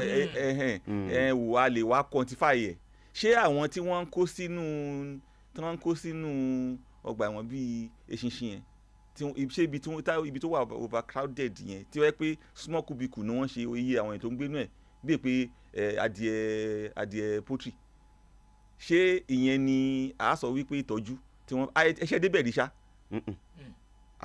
ó yẹ kẹ́ ẹ débẹ̀ at least ẹ̀kọ́ kan káàtì ẹ̀ kan sílẹ̀kùn bẹ̀ káyé káwọn kọ̀ọ̀kan wọlé kán wò pé kí bá ló ṣe rí kán lọ pé nǹkan tí wọ́n ń sọ àwọn tó ń lọ àwọn tó ń lọ àwọn tó wà ń bẹ̀ tí wọ́n wálé ìròyìn tó mú wálé ṣé ìròyìn alọ wò wọ́n ń bẹ̀ àdébẹ̀ rí ẹ tẹ̀síwájú. oúnjẹ tí wọ́n fún wọn yẹn ó yẹ ká lè ó ṣe quantify now bẹ́jà bá sọ lódò ó yẹ ká mọ iye tó tò. ó dà sá kí ni a lè ṣe tí a ó fi mú àdínkù bá iye àwọn tí ń wọ ẹ̀wọ̀n. Ẹ sọ̀rọ̀ overcrowded lẹ́ẹ̀kan ó túmọ̀ sí pé wọ́n pọ̀ jù. ṣe rí ọ̀pọ̀lọpọ̀ àwọn tó wà lọ́gbà ẹ̀wọ̀n yẹn ó ti ṣẹlẹ̀ rí ní lọ́nà Daniel Alumbi tí wọ́n kàn déédéé kó àwọn ọmọ kan bàbá rẹ̀ rán ní búrẹ́dì wọ́n sì kó wọ́n lọ tì wọ́n mọ́lé wọ́n á bèrè pé kí wọ́n á bèèlì wọn mú ní kí ló ṣe gan àgbà tá a tó fi lọ́ọ̀yà tá a tó fẹsẹ̀ lọ́ọ̀yà tọ̀ kó tó di pé ọmọ tó rán búrẹ́dì ní nǹkan bí aago méje yẹn lálẹ́ ẹni irun tó wà lórí rẹ̀ pé ó dàbí pé irun àwọn tó wà nínú ẹgbẹ́ òkùnkùn ni kò ẹ fẹ́ profile ẹ fẹ́ ṣe kíni oríṣiríṣi so ó tó bí ọjọ́ bíi 3 sí 4 kọ́ mọ́ ọmọ tó wọ ọbẹ̀ yẹn lọ tí ì bá aṣọ ọmọ kọ́ mọ́ ibi tó wọ̀ yẹn ó lè di ọmọ kọ́ mọ́ within 3 days. àtúnṣe ayé ara ẹni ni o kì í ṣe àtibá ayé ara ẹni jẹ o. ṣẹ̀ṣẹ̀ ń gbọ́ nísìnyí ṣẹ̀ṣẹ̀ ń rí ní àwọn ìgbà tó ṣe jailbreak ní Benin lẹ́yìn jailbreak ní Benin yẹn mọye nǹkan táwọn òyìn tó ṣẹlẹ̀ ní ọmọ tó wà yunifásitì tó ń kàwé níbi church kan tí wọ́n pa ṣé bára wọn ni ṣé àtúnṣe tó ṣẹlẹ̀ níbẹ̀ dà after jailbreak yẹn mọye ọṣẹ́ tán ṣe sáwọn èèyàn táwọn èèyàn ní àwọn kan tán mú lọ́nà Benin ṣé bí wọ́n ní ara àwọn tó ṣe jailbreak náà lọ́lọ́ bẹ̀rẹ̀ sí ní kidnap àwọn yẹn padà àtúnṣe yẹn wá dà so èmi ò bá mú wá gẹ́gẹ́ bí àbá ní wípé tẹ́ ẹ bá sọ wípé ó sú yín tí ọwọ́ yín ò ká mọ́ bọ́jẹ̀tì yín fún prison service ẹ transfer ẹ̀ sí state àwọn staff bẹ̀ ẹ transfer àwọn sí state ẹ jẹ́ kí state mójútó tó bá yẹ kó ti sú yín torí ní tẹ́ ẹ kó sọ́wọ́ ti pọ̀ jù ní tí federal government kó sọ́wọ́ ti pọ̀ jù ní tẹ́ kó sáyà ti pọ̀ jù. ìjọba ń gbọ́ báyìí náà it's too much. ẹ jẹ́ adẹ́ka polówó ọjà ẹ já lọ tajà. mo mọ̀ pọ́rọ̀ Nàìjíríà ká alàgbàjẹ kọ́bùlà à ń bọ̀. ẹ tẹ́tí sí ìkéde yìí èyí ni láti fi tó ẹ̀yin ará ìlú létí wípé ìgbìmọ̀ àwọn amójúlẹ́jà láti inú àjọ Benjamin Franklin Eye Foundation ń ṣètò ìtọ́jú ojú fáwọn tó jú ń yọ lẹ́nu nílùú Ìlọrin àti agbègbè rẹ̀. Báyìí ni àwọn ètò náà ṣe lọ. Ẹ ó gba káàdì pẹ̀lú £500 500. Àwo ìkàwé wà lọ́fẹ̀ẹ́ fáwọn tí wọ́n bá nílò rẹ̀. Bákan náà ni ìtọ́jú èyíkéyìí àrùn ojú wà tí ẹ ó sì gbà wọn oògùn àti ìtọ́jú tó péye tó fi mọ́ àwò ṣíṣe àtúnṣe ojú lówó tí oògùn pa. Ibi tí ètò àyẹ̀wò ojú yìí yóò ti wáyé ní Ọlálọ́mí Hospital tó wà ní Stadium Road Ìlọrin. Aago 9 sí aago 4 ìrọ̀lẹ́ ojoojúmọ́ láti ọjọ́ Ajé títí di ọjọ́ Jímọ̀ ni a máa ń ṣiṣẹ́. Fún ìwádìí lẹ́kùnrẹ́rẹ́ ẹ pè sórí ẹ̀rọ ìbánisọ̀rọ̀ yìí 080 32 62 2377 080 32 62 2377. Olùkéde ni Benjamin Franklin Eye Foundation. ẹ bá wa hallelujah. ìdùnnú ṣubú láyọ̀ hallelujah òkè àlàáfíà agbóọba DCC headquarter at 50 in a grand star. ìsọjí la máa fi bẹ̀rẹ̀ o. prophet Káyọ̀ Ládèjì CAC general evangelist Nigeria overseas. àwọn lónísọjí from 22nd to 25th May ní agogo 5 ní ìsọjí máa bẹ̀rẹ̀. 26th May ní kọ́nsáàtì máa jẹ́ dáa máa yin Ọlọ́run ní gbogbo òru náà. ọjọ́ Sunday 28th May 2023 gan lọ́jọ́ àjọ̀dún o. pẹ̀lú ìfisórí ìjọ the DCC superintendent agbóọba DCC pastor and Mrs. J.T. Abidako pastor S.O. Owólabí máa wà níkàlẹ̀. CAC Babájídé regional superintendent prophet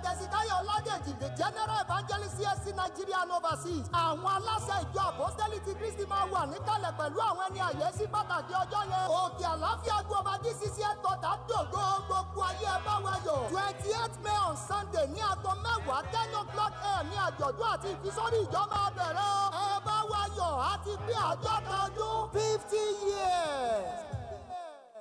lọ́dún tá a wà yìí o a máa ṣoríire ilé-iṣẹ́ wa lálùbáríkà tí pọ́ǹpì onílẹ̀ ìfọkànbalẹ̀ làwọn èèyàn ti ń ralẹ̀ torí pé ọ̀rẹ́ ará ìlú ni wá o. òdodo ọ̀rọ̀ ni tí pọ́ǹpì concept onílẹ̀ ìfọkànbalẹ̀ sì ń pinrin ọdún fún gbogbo olóríire lọ́dún yìí ìwọ náà gbọ́dọ̀ ralẹ̀ o máa kọ́lé ilẹ̀ ríra ní ìrọ̀rùn gbà tẹ́ bá ti ra plot ilẹ̀ wa kan tó wà lókè òyìn ní 500,000 naira péré ẹ ti láǹfààní láti gba ogún símẹ́ǹtì àpò 20 bags of cement lọ́fẹ̀ẹ́ bákan náà nílé tó wà lóko olówó 150,000 naira péré ní plot kan bẹ́ẹ̀ lẹ́ máa gba símẹ́ǹtì àpò 10 bags of cement lọ́fẹ̀ẹ́ ilé kíkọ́ ti bẹ̀rẹ̀ land bank ilẹ̀ wa tó wà lélẹ́mẹ̀rẹ̀ ilẹ̀ tá a rẹ̀ rà pamọ́ fúnra wa tàbọ̀ mọ́ tá a bí torí ọjọ́ iwájú sí ta o 300,000 naira ní 500 square meter 200,000 naira ní 300 square meter àwọn olóríire ti ń jàǹfààní yìí báyìí ó di Friday June 30 ọdún yìí kó tó parí ẹ tètè máa bọ̀ lọ́fíìsì tí pọ́ǹpì concept tó wà ní suite 8 legislative quarters along Yidi Road Ìlọrin telephone 08052888552 tí pọ́ǹpì concept developer that cares. Lámìtọ́ ẹ jẹ́ kájọ fojú sunukun wo kájọ fòye pé ẹ̀yin ọ̀jọ̀gbọ́n o bóyá ẹ bá wa dá sí. Ẹ káàbọ̀ láti ẹ̀ka ìpolówó ọjà láríwájú mo mọ̀ wípé ọ̀rọ̀ ti máa sọ kọ̀tọ̀kọ̀tọ̀ lọ́kàn àwọn ará bí ògì orí iná lọ́kàn àwọn ọ̀jọ̀gbọ́n tí wọ́n ń gbọ́ wa báyìí nọ́mbà tẹ́ fi ń pè wá ò tí yí padà. nọ́mbà náà ni 09136556952 tàbí kẹgbẹ́ ojú òpó kejì 08008878887. Láńre wọ́n ti ń béèrè rẹ o. wọ́n ń béèrè wa. hello. hello ẹ káàárọ̀. ẹ ṣeun o. Yusuf KPC ni láti Asada. ó yẹ ẹ dá sí ròyìn. Aki olóòtú so gbogbo tí wọ́n ń sọ yẹn bó ṣe rí náà nìyẹn a sì kí wọn kú iṣẹ́ ọpọlọ tí Nàìjíríà bá da àwa èmi àtẹ̀yìn náà lájọ tún ṣe àbí ká máa fi àwọn aṣíwájú wa ká máa fi wọ́n sílẹ̀ ká máa fi wọ́n sí àkíyèsí tó bá tọ́ àti tó bá yẹ Nàìjíríà tuntun yóò ṣojú ẹ̀ ní èmi àtẹ̀yìn. àmín o. ẹ kú ojúmọ́ o. ẹ kú èso orúkọ mi ní abábádọ́ kàkáríyá ò láti ìgbódórógbò àtàlùkà kan. ó yẹ ẹ dá sí ròyìn pápápá. mo ní o àkọ́bí àti bàbá kejì náà mo wá sí atọ́kùnrin tí wọ́n náà lákà ìgbógbó yóò dé dàrú. ẹ bẹ́ẹ̀ rí àwọn òṣìṣẹ́ gẹ́gẹ́ bí àlejò wa ti sọ ṣe pé nǹkan tó yẹ kó máa jà fún ó yẹ kó tètè máa ṣe nǹkan wọn lásìkò. ìka tó yẹ kó máa jà fún lóòótọ́ ẹ̀kọ́ wọn lówó tí wọ́n ń jà fún yẹn mo wá tó yẹ kó máa jà fún bí gbogbo nǹkan ó ṣe wá dẹ̀ yóò ṣe rọrùn kó máa ríra ní rọrùn. torí nígbà tí bá ń gba 100,000 200,000 fún ìpínpá fún wọn níbo ni wọ́n fẹ́ fi yé sí. tó ẹlẹ́ẹ̀kejì ọ̀gá ti ṣe fún wa lórílẹ̀‐èdè Nàìjíríà àti ní ìjọba àpapọ̀ tó tàbí ti ìjọba tí ń bọ̀ yìí kó dàkú ìjọba máa ní kó lóye kó dàkú fún ó ta àwùjí tó bá dé ta bẹ́ẹ̀ kó fi fún ṣe táwọn ọmọ Nàìjíríà táwọn wà nínú ìnira o Nàìjíríà gbárùn nígbàjẹ́. ọ̀dà ẹ ṣeun ìrọ̀rùn aráàlú ni àwọn ṣáà ń tẹnu mọ́ ọlọ́ọ̀jì ó rọ̀ wá lọ́rùn ìjọba tuntun tí ń bọ̀ lọ́nà yìí. hello. hello. ẹ ṣeun ó kọ yín ibo lẹ ti pè. orúkọ tèmi ni Patek ọmọ ìbágbọ̀n ọ̀rẹ́ ìjọba láti Gẹ̀rẹ́wú. ẹ ó yẹ ẹ dá sí ròyìn. ẹ̀rí mo kí àlejò wa dáadáa bí Nàìjíríà yóò bá da ọwọ́ àtèmi àti gbogbo wa lọ́wọ́ tẹ wá rí àwọn ẹgbẹ́ òṣìṣẹ́ tí wọ́n láǹfẹ́ lọ lé bá ààrẹ tá a dìgbò yàn ṣe mítìnì èmi ò rí ní rí i pé lọ́dọ̀ tèmi ó kù díẹ̀ káàtó nítorí pé àwọn ẹgbẹ́ òṣìṣẹ́ tí wọ́n bá lè darapọ̀ mọ́ tí wọ́n bá ní nǹkan ṣe pẹ̀lú àwọn olóṣèlú wàláyà nígbàdùn ẹ̀jí ká fi ẹ̀yin náà wo láyé òsì ọ̀mọlẹ̀ àti Ọbásanjọ́ ẹ òbí Nàìjíríà ṣe rí ẹ wo Abdulwahid láyé Abdulwahid àti Jonathan ẹ òbí Nàìjíríà ṣe rí tí àwọn ẹgbẹ́ òṣìṣẹ́ bá lọ lé máàkì mọ́ àwọn olóṣèlú wàláyà nígbàdùn ìgbà tó gbé òṣìṣẹ́ tẹ́fẹ́ máa jàbẹ́rẹ́ ara wọn pé bí minimum week nísìn àwọn tí òṣìṣẹ́ ń kọ́ kí nìgbà ìgbàdùn ti tiwọn táwọn ń jà fún pé tọ̀bọ̀ yẹn ọ̀rẹ́ ta sọ minimum week tó bá lọ lé ṣe ìkópa owó epo tó ṣe bá tún ìbánárì wá sí èyí ó wà òkè ju kí wọ́n máa jà fún ara lọ ọ̀rọ̀ òní àwọn àjẹrẹ́ ṣètò. àdúpẹ́ ntí Fátẹ́kì tẹ̀lé ni wípé ká tẹ̀lé àwọn ẹgbẹ́ òṣìṣẹ́ kí wọ́n ó jà fún bí a ó ṣe ní ibùdó òfọ́pọ̀. alo ẹ káàárọ̀. ẹ ṣeun ó kọ yín bolẹ tí pè wá. orúkọ mi ni Mr. Peacemaker. ok. láti ojú ẹkùn. ó yẹ ọdẹ sí lóyún. ọlọ́run bá wa ṣe fún yín. àmín. alámìtọ́ agbádùn wọn púpọ̀.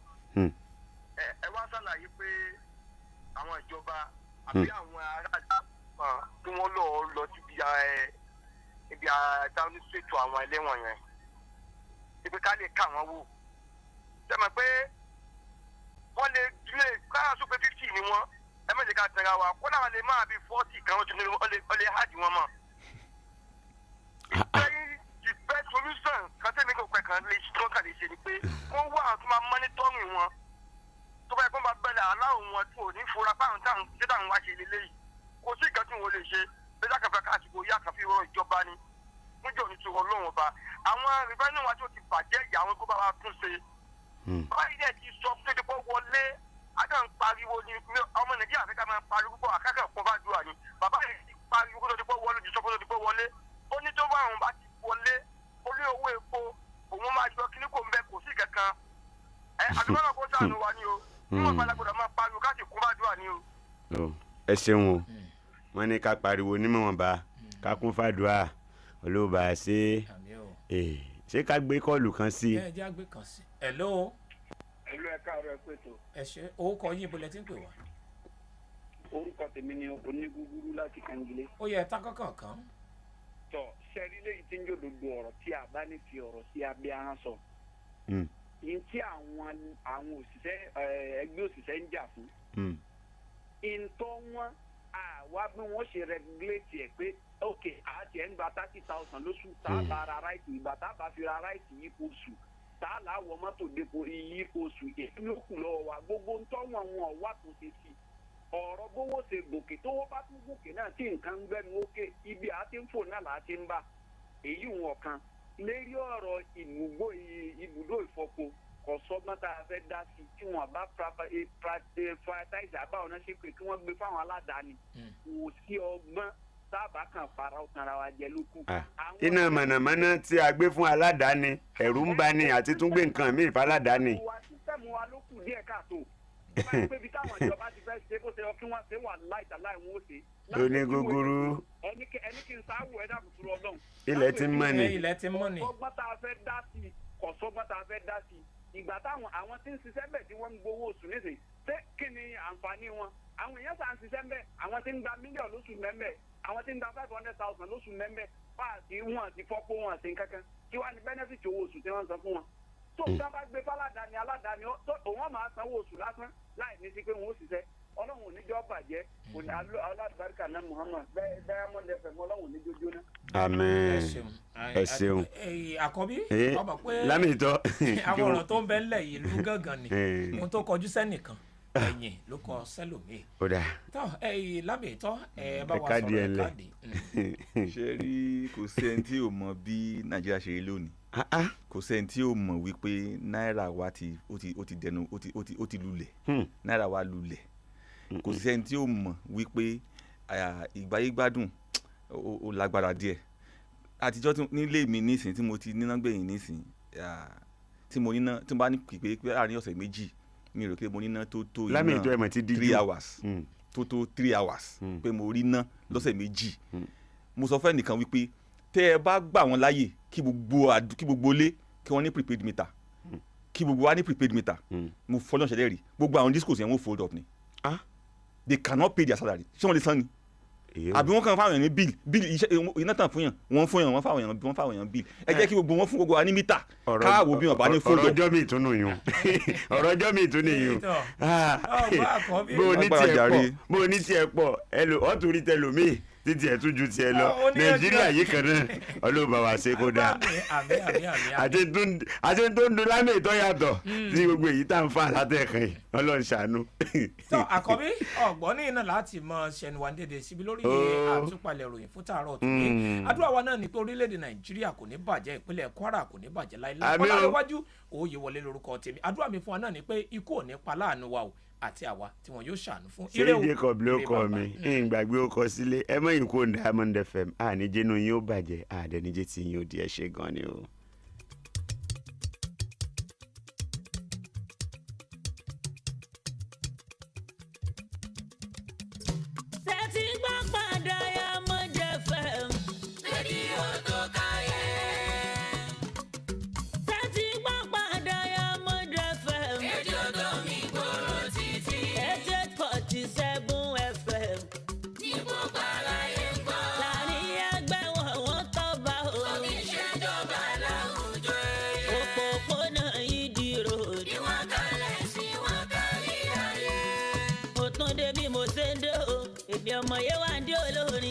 èmi a máa gbé kí òdi tán dá sí onílẹ̀ tí ò jọ tán mọ́.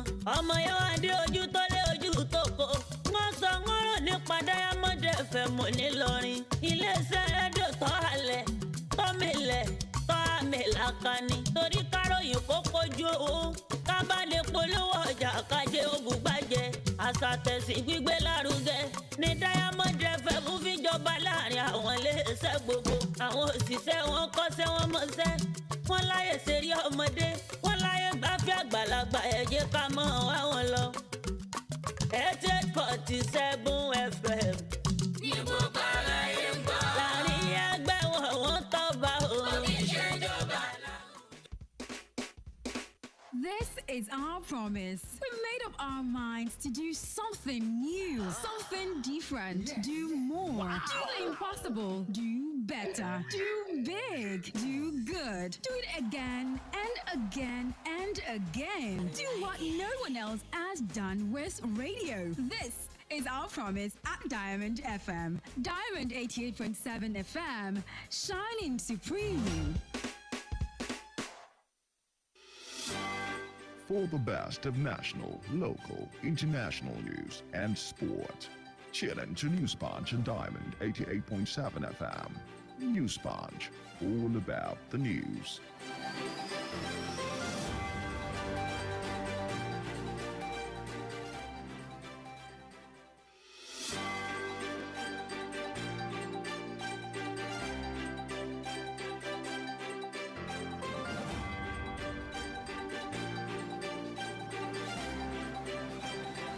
It's exactly 9 a.m. Good morning and thank you for joining us on today's edition of News Punch and Diamond 88.7 FM Ilorin, where we bring you the trend and stories across the globe. My name is Mekamua, Osigbodi.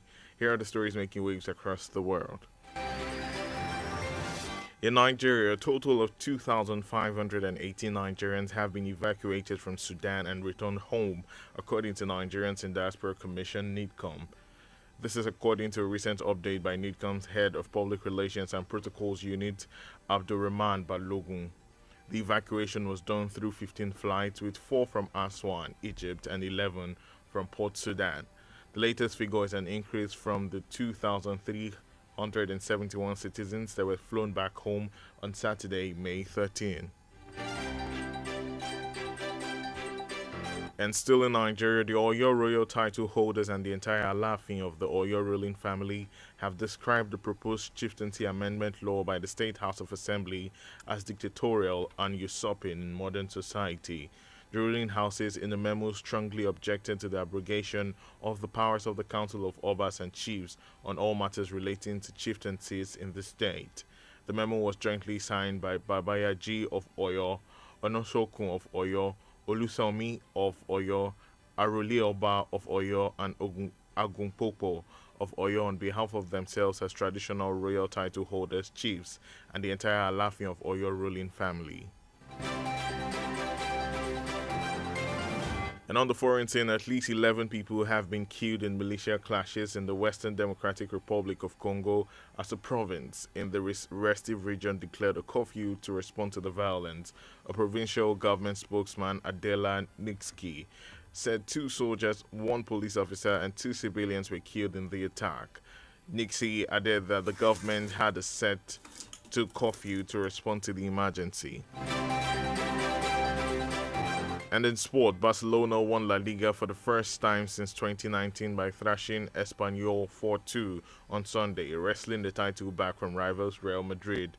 The Catalan Giants clinched their 27th Spanish championship at the home of their neighbors, with scenes turning ugly at full time as celebrating Barcelona players were chased from the field by pitch invaders.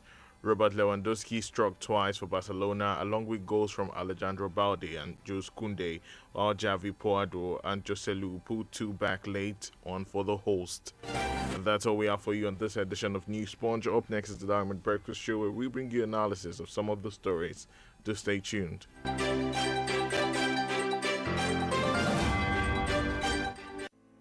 The major talking point in Nigeria are always on the lips of the citizens. What's going on in this country? Look at smaller countries taking lead and you call yourself giant of Africa. Yeah. Nigeria don't spoil my business too much. Nigeria is too hard for us. I mean, they want to kill us. Father, not kill us for Nigeria. Oh, please, help us beg them. They should reduce their expenditure so that they can free enough money for social development. I wish for a Nigeria where we elect a leader based on competency and not popularity. On the Diamond Breakfast Show, we place the spotlight on the critical issues in the country. Government that says they are broke can prioritize construction of an additional runway over education of the people. How can a government, how can you hold Indomine? This is intolerable. It's provocative. Now, you see, when you look at our democratic journey, we are yet to practice genuine democratic system in Nigeria. Join us on Mondays to Friday on the DBS from 9 to 10 a.m. The Diamond Breakfast Show, amplifying the voice of the people.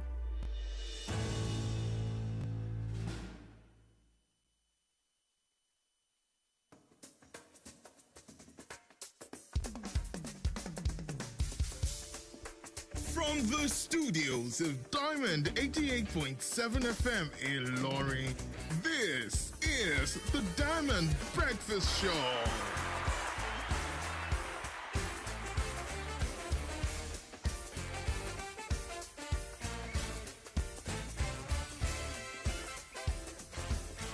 Welcome to the Diamond Breakfast Show. It's 5 minutes after 9. Good morning and welcome to another new week. It's the start of the working week and it's super exciting to experience a new day, a brand new week, and of course another edition of the Diamond Breakfast Show where we bring you analysis of some of the major stories and topics from the week making the headlines in the news. And today, to do this with me this morning is Dr. Zil Olatuboso, an educationist and public affairs analyst. Good morning, Dr. Zil. It's great to have you in the studio. Good morning. All right. I love the smile on your face, Dr. Zil. How are you doing? Well, I'm good. It's so obvious from the smile.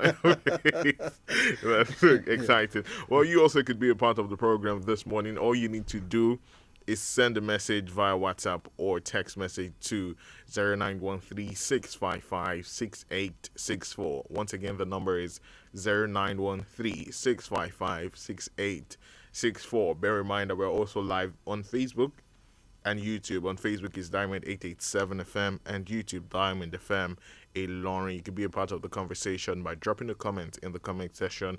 Also bear in mind that you can share the live feeds across various social media platforms and share it to your friends so more people could also be a part of this conversation, as they're necessary for us as patriotic citizens of the country. And let's get straight into it.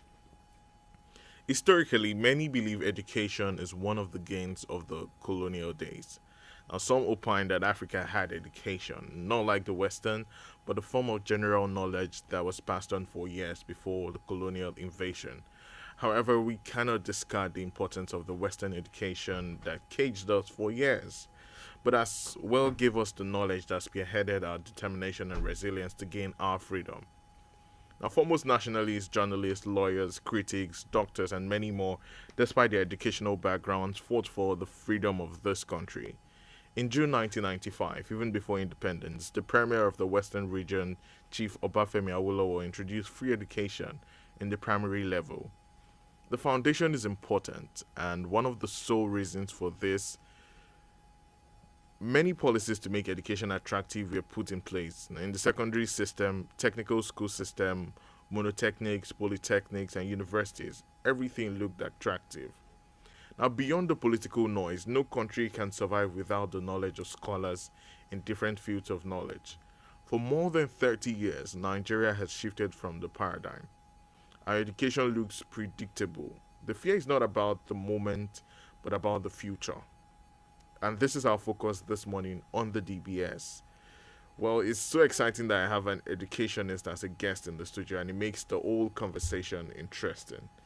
Now, from an all-round overview, Dr. Zil, our primary, secondary, and tertiary education, are we moving in the right direction?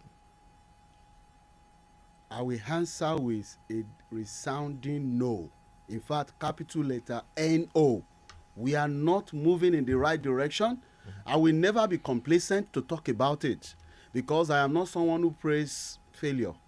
If something is failing, we say it is failing. We should not say we are trying, we are getting there. We are not getting anywhere in these and on these. Because if you look at it, if you say you look at these levels of education you talked about, you see that each of them, is it primary, is it secondary, is it tertiary, you see that we have a lot of problems that even those that claim to want to provide solutions don't even have the solutions because they are not even supposed to be there in the first place.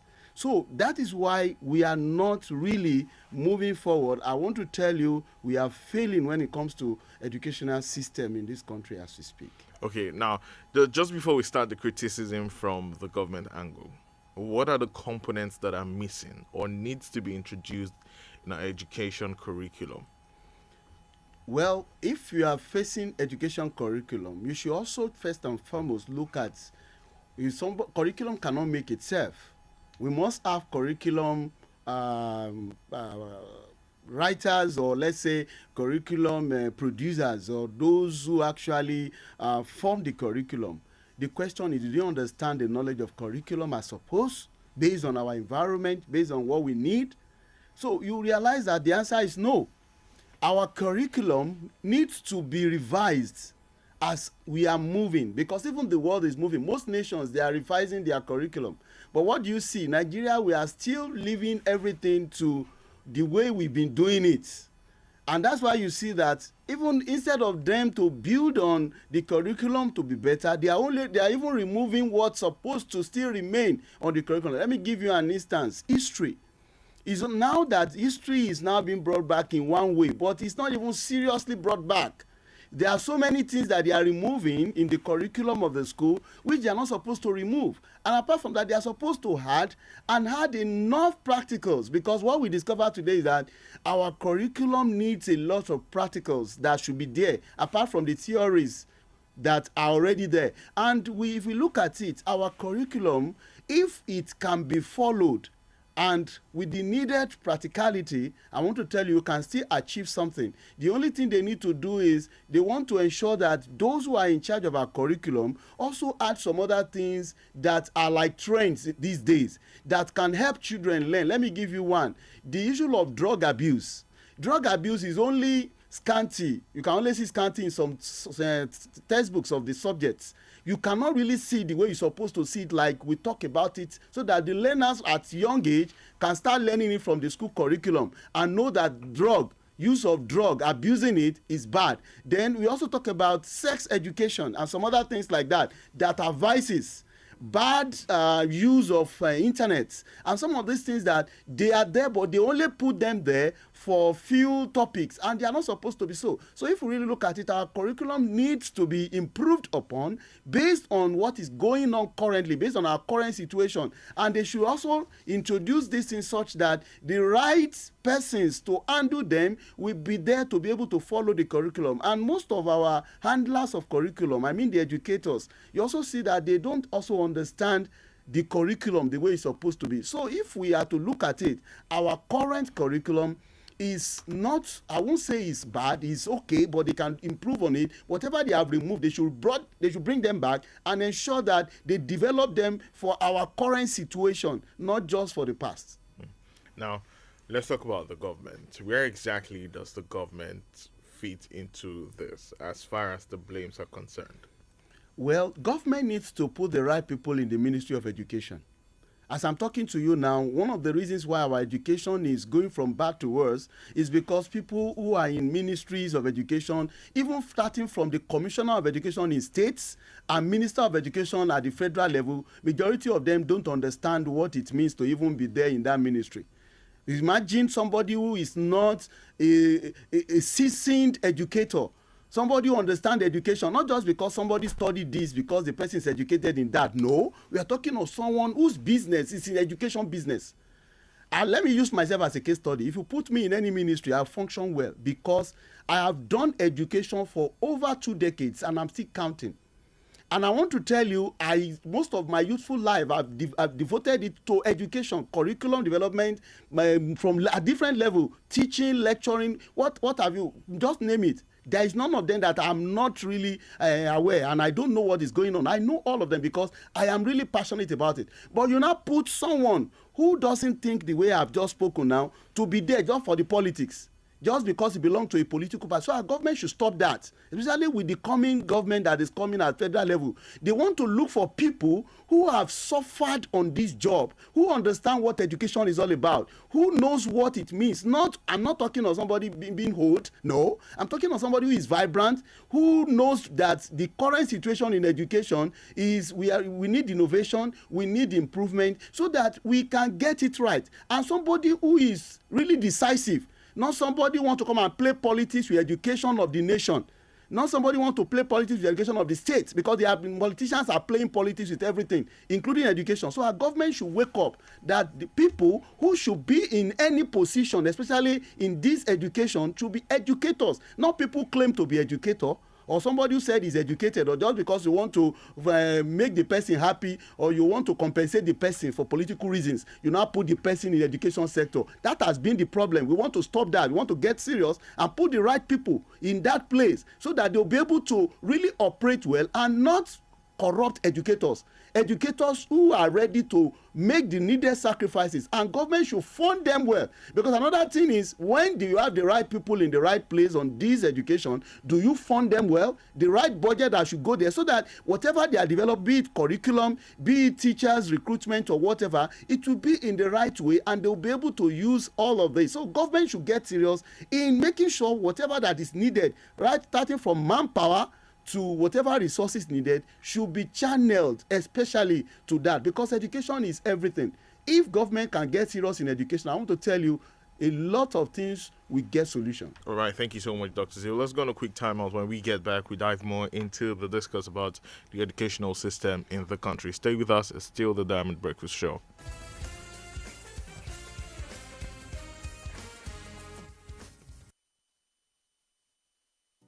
Colors, they add meaning to our lives. From birth and naming of a child. May your life be rich and potent as the red palm oil. Colors tell of the feelings in our hearts. Through rainbow-like roses or even bubbly emojis. Colors speak of our distinctive ancestry through the shade of our skin.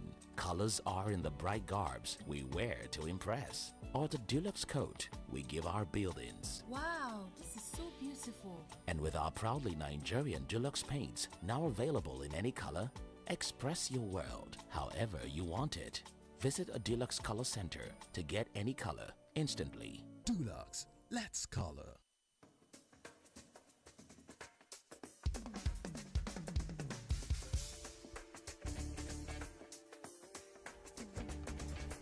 "16 minutes after 9, just in case you just joined us, it's still the Diamond Breakfast Show on your shining supreme station, Diamond 88.7 FM, Ilorin. And right now we're talking the educational system in the country. We're joined by Dr. Zil Olatunbosun, educationist and public affairs analyst. Now, Dr. Zil, we're talking about the part of the government in the current educational system and drama that we find ourselves in the country. Yes. How much of political interference in education has affected our educational system?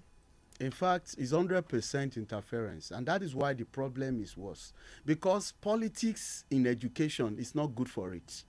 You have to know that this is purely professionalism and excellence. And for you to achieve it, you must remove any form of sentiment, political interest, or whatever. You must know it. And that is why politicians should know that their interference is getting too much. In fact, it's more than 100, if I can say it. Because if you check even in states, by the appointment of people. I know I used to mention leaders because they are the ones that use their political powers to put people at the helms of affairs.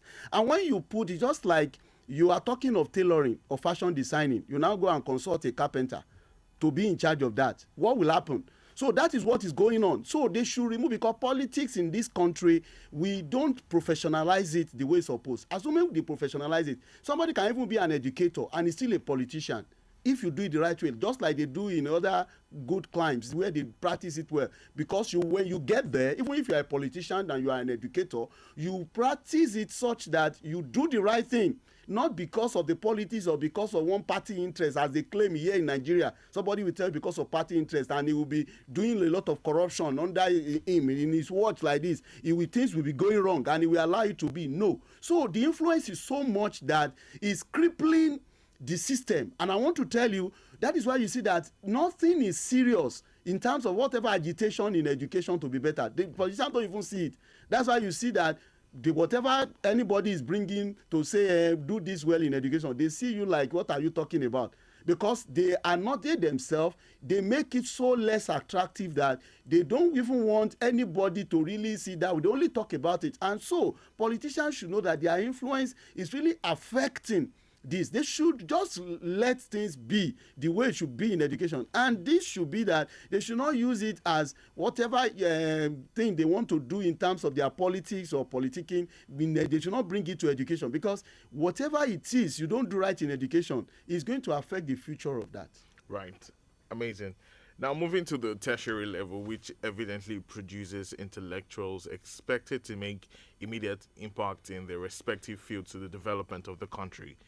What makes education less attractive? Okay. You see, like I said, if you actually pick some point from what I've said so far, my area is that many people don't actually value, or let's say it's less attractive to them, because the result of the education in this country, at the end of the day, you see that is either the certificate that is given to you from the curriculum is useless. You will not even be able to, what you have gone to study in school is not what you will later use. Sometimes you just see that you end up behaving like somebody who did not go to school at all with your certificates. Right. Another one is that, let me use myself as a case study. I'm a PhD holder. It's funny to hear how much I'm being paid in my consultancy. Now, I'm a consultant, but as I'm talking to you, sometimes when I look at that money, I feel bad about it. But because I love the job, and I love what I'm doing, and that is what is keeping me on the. But if I look at the money, I know how much I spent for me to even have master's, talk less of PhD. And then you now finish. Look at it, you now see that even when you write proposal, because someone like me, I don't write application letter anymore. I only give you proposal from my company. But at the end of the day, you realize that even when you submit your proposal to schools, they will be pricing you as if you don't go to school. They will not even check your intellectualism. What they will be looking at is, we are just starting, and this is Nigeria. They'll be using Nigerian bad factor to make you feel that you should not even be looking at your education as yardstick for them to pay you well. So you now realize that anybody who is seeing someone like me as a PhD holder, accepting such a thing will now feel, if somebody with a PhD is doing this, then what again? So you look at it that at the aftermath of the education in this country, you see that people do not even go to school, or people in one way or the other who forge certificates, or in one way or the other, they are the ones that are even leading, and they are the ones that will even be recruiting you, that you have gone to school with so many suffering and endurance, and a lot of funds has gone into it. So those type of things, the result of it that people see makes it less attractive. Another thing I also notice is that the quality of educators. You see that these days, people who are educating people, they themselves need to be educated, because some of them don't even understand what they are doing. They are just there because someone political leader put them there, or somebody based on religious ties will put them there. Somebody based on family ties will put them there. So these things, at the end of the day, you now see the decay in the system, that those who are even handling the education, they don't make it really attractive. Because, okay, for example, you see somebody who call himself a teacher or an educator, you will not be able to place the person. For example, the person will dress anyhow in one way or the other. The person will actually, maybe a particular work that's supposed to be marked correctly will be marked wrongly. Scores will be manipulated. So you now ask yourself, why do we have this? It will make it less attractive, because people are seeing that. That's why they water down teachers these days and educators these days. Because in those days, people who are teachers for real. They know what they are doing. They want to do what is right no matter what. So when we see all these aspects from the educators that are not really serious, and they don't even know what they are doing and they are there. And we also look at it that even when you struggle to go to school, you come out, you will not be given the right job that fit what you have gone to do, or will not even be considered at all. It makes it less attractive, because the result of every education is that you should lead with your education. But in the end of the day, instead of you leading, you are following. It is not attractive. Now, like many scholars, are you of the school of thought that one of the reasons for the decline in our tertiary education is because we failed to meet the benchmark by UNESCO and, of course, the consistent ASU strike? It's one of it, because it's not all of it. It's just one of it. Really, when education is properly funded, even if the corrupt ones who want to actually maybe steal the money, they will be very careful. But in the situation, but even the one that is given, the little that is given, is not being monitored properly. At the end of the day, it's still stolen. So you look at it. So really, it's part of it, because we need to meet that quota, even more than that quota. It's what we can do. Because if you look at it, look at other sectors, you see that when it comes to politicians and their politicking, they don't joke with it. Is it not in this country that government or political leaders bought from 100 million and all that? Why is it that when it comes to politics, we see everybody get serious? And we get serious at the end of the day when the old electioneering and everything leaves. What that politics supposed to do, we don't do it. So if you look at it, we should really budget accordingly. Even there is nothing bad if we can budget more than that UNESCO recommendation, because education is everything. We are talking about whatever it is you don't know is bigger than you. So with education, you know, and you'll be able to perform well. So it's really part of it, because if the right fund is given to the educational sector, I want to tell you, things will get better, just like other countries that are doing well, because they were well funded and they fund their education appropriately and correctly. Right. Now, unemployment looks like an unending menace. How critical is this to the former question that what makes education less attractive? Some of the graduates even have the mentality to get a degree and just go. Yes. Right? Very soon they will not show care about it. Like we see a lot of students are behaving in that particular pattern. So let's have your views about the influence of unemployment on this conversation. Yes, it's a great one. I said it earlier that why will somebody go to school and end up a degree holder, end up being an Okada rider? Sometimes it baffles me when somebody tell me that I did not steal, it's still better. I say, yes, you did not steal, it's still better, but you are a waste. Because how will you spend that type of money? Do you know how much it takes for you to have a degree? And you now spend it, you now go and buy one Okada that is less than 500,000 and start riding it up and down. And then your life is at risk, your health is at risk, and you are telling me you're a graduate. Don't just shut your mouth up. I used to tell some of them that for me, I can't imagine myself with my education, and then no matter how I want to bring myself low because of whatever Nigerian palaver, then I turn myself to be something that they will not be able to link with my education. No, whatever it is, I should be able to create something. So, but Nigerian system of education is actually bringing people down. And before you know it, when you even apply to this or that, if you cannot create certain things on your own, you realize that your education is useless, because they will not consider. Some will even tell you, I can't pay you. That's what they are even saying now. They will tell you, I can't pay if it's degree. Some are saying it now, because some of them that consult us even in the school, they will tell you, please, don't give me degree. They even be requesting for SSC. There was one I told, sorry, I can't recruit SSC. SSC is not a teacher. How can you tell? You can't even talk. You didn't even talk of TC2, grade 2, or NC. Why should it be? Because of what? You discover that they don't want to pay. They will tell you that I can't even pay minimum wage. Talk less of this. So you realize that unemployment is a big problem, because when people see that those who are unemployed, majority of them are graduates. I'm telling you, majority are graduates. And at the end of the day, you realize that even some of them, they have some of these finest certificates in their hand. Someone with 2-1. And so you look at it, why is this? So people will now look at it that even some of these boys now, they will say, look at my brother, he went to school, he didn't get job. So is it me that I will now go and kill myself for school? So it makes it this type of unemployment thing that people finish school, they cannot get job, is also making it less attractive. Now, another important factor. Recently, we heard a disturbing figure about our students in Sudan. Far and large, the country cannot be compared to Nigeria. Yes. In fake sense. Now, does this further put the fear that Nigerians have lost interest in the way education is run in our country? That is correct, because imagine Sudan. I can't even ask my enemy to go and school there. The reason is because I cannot put Sudan and Nigeria together. I cannot. I look at it, I can't fathom it. It doesn't make sense. So I don't know what is it about Sudan education that somebody will not tell me whatever it is. It's just because Nigerian system, we don't know that we are failing. In fact, let's put it the right way. We have failed. We need to get it again right. Because in education, for our students, do you know how many students they say they are schooling there? Because why do they go there? Because of the consistency that if you say you want to spend 4 years, you spend your 4 years.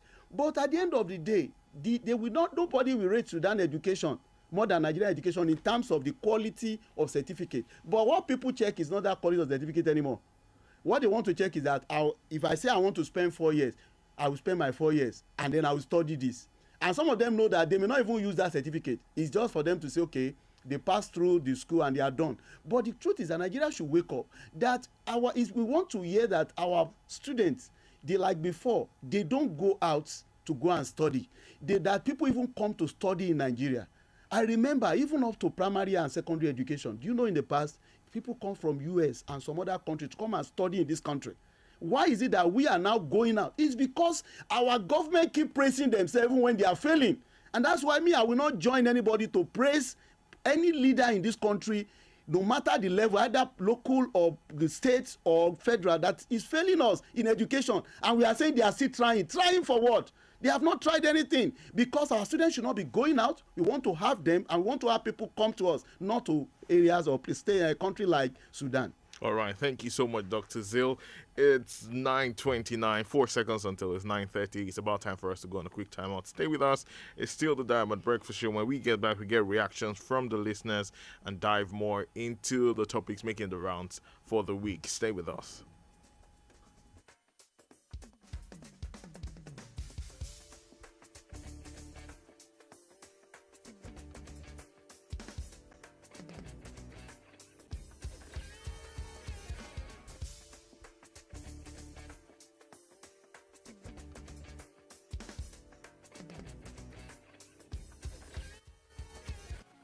One-step dial, Diamond FM, shining supreme.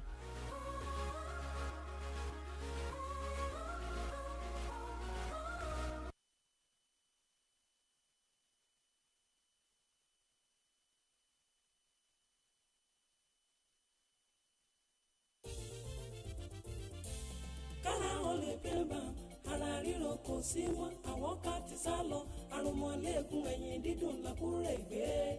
Wọ́n ti lọ wá bí wọ́n sí kára ó lè pé bàmù rẹ̀ àtòrà dáadáa. Kòkó lára ọ̀tá le. Gbéra ńlẹ̀ kó dìde. Kára ó lè pè ń bà. Àtòrà wọ̀, àtòrà pẹ̀sẹ̀, àtòrà dáadáa. Kẹ́gun tó kẹ́gun náà. Kára ó yá gágá. Ara ń ronú tẹ́lẹ̀ kò ronú mọ́. Tẹ̀bá ti fi kára ó lè pè ń bà rà. Lẹ́sẹ̀kẹsẹ̀ ló ń ṣiṣẹ́ wọnú eegun. Tó sì ń ṣe àtúntò rẹ̀. Òṣùbù yẹ̀kẹ́ fa párọ̀ tàbí fi ẹsẹ̀ dá. Fi kára ó lè pè ń bà wọ̀. Káì! Ara rẹ̀ ó lè padà yakinlala. Action! Action! Ó jẹ́ àwọ̀ká àròmọ̀lẹ́gun. Làkúègbé ara ríro tàbí ẹ̀yìn dídùn. Kára ó lè pè ń bà lọ́kọ̀ gbogbo wọn. Agbára pọ̀. Kára ó lè pè ń bà. Tuyi Pharmaceutical Industries Limited. Àwọn tó lórúkọ tó ṣe é gbẹ́kẹ̀lé níbi ká po oògùn òyìnbó ló ṣe é. Kára ó lè pè ń bà. Ẹ̀rọ ṣẹ̀ṣẹ̀ pín ìrèpàtú òpèrè ta pàtà pọ́npọ́n. Kára ó lè pè ń bà. Ó kì í síbẹ̀. Kára ó lè pè ń bà mú rẹ̀ àtòrà dáadáa. The federal government, through the National Primary Healthcare Development Agency, announces the availability of COVID-19 and childhood vaccines nationwide. With the disturbing increase in reported cases of COVID-19 infections across Nigeria, protect yourself and loved ones from the harmful virus by getting vaccinated. Visit the nearest public or private health facility and mass vaccination sites today to receive the first, second, or booster doses of COVID-19 vaccines. COVID-19 vaccines are given to persons 18 years and above, including pregnant women and breastfeeding mothers, while childhood vaccines are given to children from birth to 5 years for protection against polio, hepatitis, yellow fever, measles, meningitis, and other vaccine-preventable diseases. All vaccines are free, safe, and effective. For inquiries, visit www.nphcda.gov.ng or call 0700 220 1122. This message is brought to you by the National Primary Health Development Agency in collaboration with the Nigerian Red Cross Society with support from the Africa CDC SLL program. Follow us on social media, Facebook, Twitter, and Instagram at Diamond 887 FM. Diamond FM, shining supreme.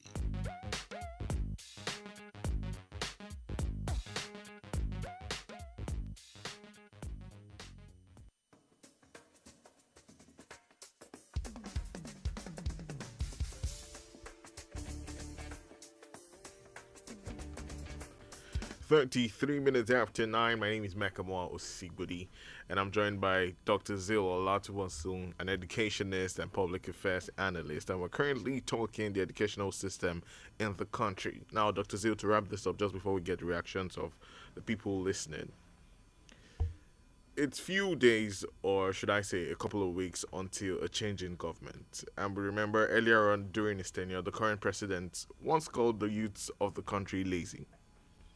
However, education is a major factor into saving the future of this particular youth. What is your advice to the incoming government on natural and human resources and ways to move on from the problems that we face in the educational system? They should get serious and not follow the antecedent of this current one. In fact, I've never seen a government that only says certain things to only demoralize the masses like the current one, and they are not even acting on anything like education. In fact, for me, I don't want the new person coming on board only to talk or promise of the so-called renewed hope. Let's see the hope renewed. Because if the hope on the education as number one, because I've not heard them really talk about it. They've been talking of every other thing. There is nothing you want to talk about that you don't start with education. Because there is nothing we do that education is not number one. Whether you want to, even if it is not school per se, in other areas, you still need education. So let us really face it that the current government should know that education should be number one.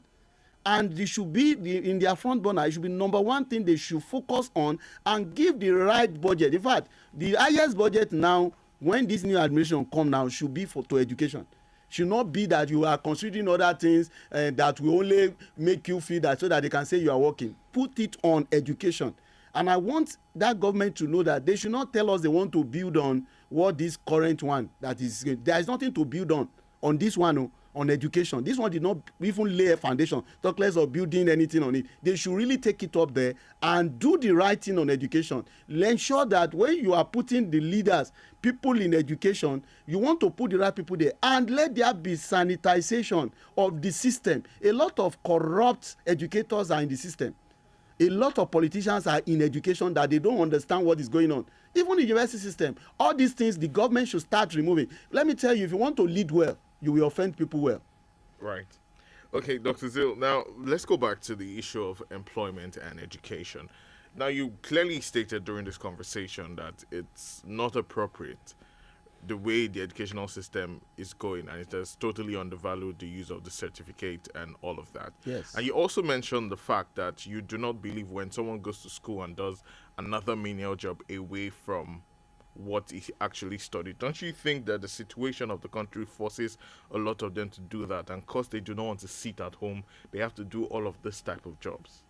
One of my professors used to say, don't let your locality affect your mentality. What that means is that no matter how bad your environment is, you want to live beyond that environment in terms of you want whatever bad that is there, don't let it influence you. You want to do the right thing so that the environment, in one way, you also improve the environment. So what that means is that... Are you saying that it's wrong for them to walk out of what they actually study or do things like menial jobs? For me, what I'm saying is that to work that way, I'm seeing it that it is somehow wrong. Because they do it for years and they don't even go back to what that means what you have gone to study, you waste a lot of money on. Even if the money is from your parents or one financier somewhere. What you do justify that? Is that person, I ask myself, do you feel the pain that you went through school? Sometimes you feed in alone, what's it called? Handouts, all of that. And then you now finish. The next thing is that you are now doing a job that has nothing to do with that. And then somebody tell you that, now work at the work, I no keep person. Look, you keep somebody. Because the money that person has spent on you. It will not go down the drain like that. You should be able to use it. If you cannot use it, in fact, you should be arrested for that, because you should pay back that money. Because Right. you cannot waste it that way. You should be able to use whatever you have studied for yourself and for your good. All right, let's quickly get some reactions from the listeners. 0913-655-6864 for text messages and, of course, WhatsApp messages. 0913-655-6864. And if you would prefer to call in, the number is 080-00887-887 or 0913-655-6864. Let's start off with the messages that we have on WhatsApp. The message, actually. Good morning in the studio. I think the guest should be careful about his choice of words on the issue of unemployment. There are a lot of graduates doing some jobs that looks menial and still making it in business that has nothing to do with their discipline. Now, even graduate Okada riders are there making a living for themselves. It should rather encourage them for coming so low to make a living for themselves despite the situation of the country. Now, he's saying that he can't see himself coming solo is gibberish. The fact that he is fortunate to get what he wants doesn't give him the right to talk down on others. We have a lot of youth also making it in their businesses. All we need is encouragement and not discouragement. Does he want people to sit at home after graduating because they couldn't find jobs that suit their qualification? Oluwaseun from Ga Kombi. Dr. Z, I'll let you address that quickly. I like that. There is nobody that is fortunate. Me that I'm talking here, I'm not fortunate, anything fortunate. I only focused on what I've studied, and I try to start no matter way. I still make sure I find myself in that, because at the end of the day, you want me to be encouraging somebody who has spent millions to have a degree, and the person is doing what doesn't come. I know I won't do that. That would be very bad of me to say, and I will not praise like Nigerian praising what is wrong. At the end of the day, we keep praising what is wrong, and we are not getting out of it. What I'm only saying is that they should not let it go just like that. Right. They should visit it. So you're sticking to your opinion? Yes. Okay. 0913-655-6952 or 080-00-887-887. Hello, good morning. Hello, good morning. We can't hear you. Kindly speak up. Good morning. Name and location. My name is Abdulaziz calling from GRA. Good morning, Mr. Abdulaziz. Go on. We can hear you in 30 seconds. Good morning, Dr. Z. Good morning, sir. Good morning. Thank you. God bless you with the analysis that you analyze for us. So you see, in the time of educational sectors, totally I can say the Nigerian government has failed a lot. Because if you can see a lot of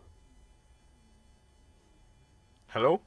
This sector of education is discouraging them due to the unemployment, order for them to even further more than as we are today. Right.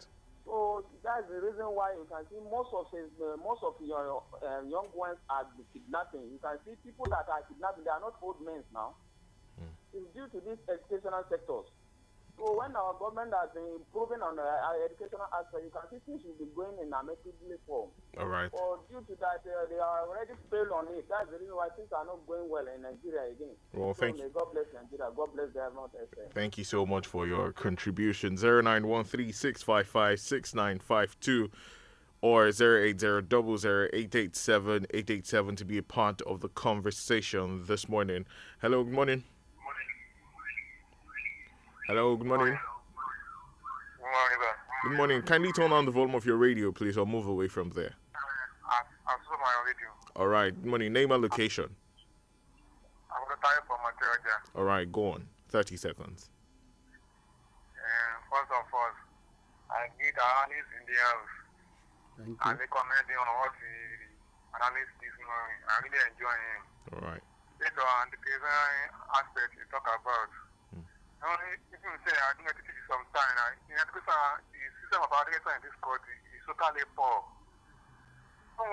Political leader, they intentionally not to fund their education properly because they know that if they fund their education properly, most Nigerians will free, we know our right, and will free from slavery attitude or something like that. Right. That's why they don't fund their education properly. Right. Yeah, thank you so much. Your 30 seconds is up. Sorry.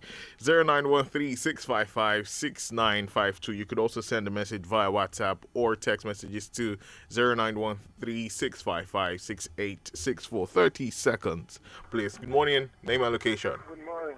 Good morning. Name and location. Thank you. Jima Mohammed is on the line. All right, Mr. Jimo Mohammed, you have 30 seconds. Kindly go on. Thank you. I'm very grateful to our guests in Thank the you, sir. studio.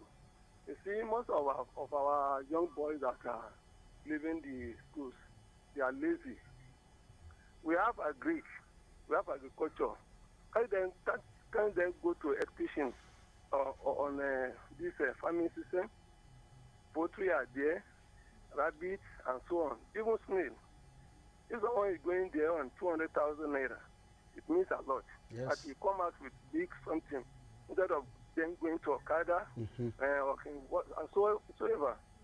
We parents are struggling to spend a lot of money on them Yes. for their education.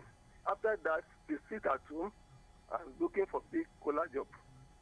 So I can advise them to go on agriculture. We know in Nigeria with agriculture. All right, sir. Thank you so much. So, thank you. All right, thank you so much for your contribution. 09136556952 or 08000887887. Hello, good morning. Good morning, name and location. Yeah, my name is Efel, calling from Help Us. All right, 30 seconds, kindly. Yeah, firstly, let me try and help the analyst reply the first person that called. In the sense that what he's trying to say is not that we should not do whatever job we find ourselves in, but if it is a country where we value time and money, it's not very sensible when you have gone to school to study a particular course and you end up doing something else. I think that's what he was trying to explain. Thank you. Now, going back to the topic itself, I think the foundational problem that we have with our educational sector is the willpower of our leaders to do what is right. You can imagine what a professor had. You can imagine what a lecturer had and what teachers had. In as much as I would have loved Obi to be the president, I think if it takes someone like that to correct the abnormality that has been in place. Right. When you reward these professors and lecturers, when you reward them well, it will be a morale booster for them to do what is right. All right, thank you I so think much. that's one of the problems that we are facing, amidst every other All problem. right, thank you so much for your contribution. Well, this is still the Diamond Breakfast Show. We're going to quick timeout now. When we get back, we move straight into the next and final topic for today. Stay with us. It's still your shining supreme station, Diamond 88.7 FM.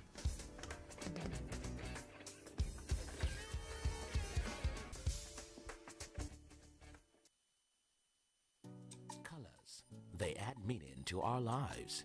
From birth and naming of a child. May your life be rich and potent as the red palm oil.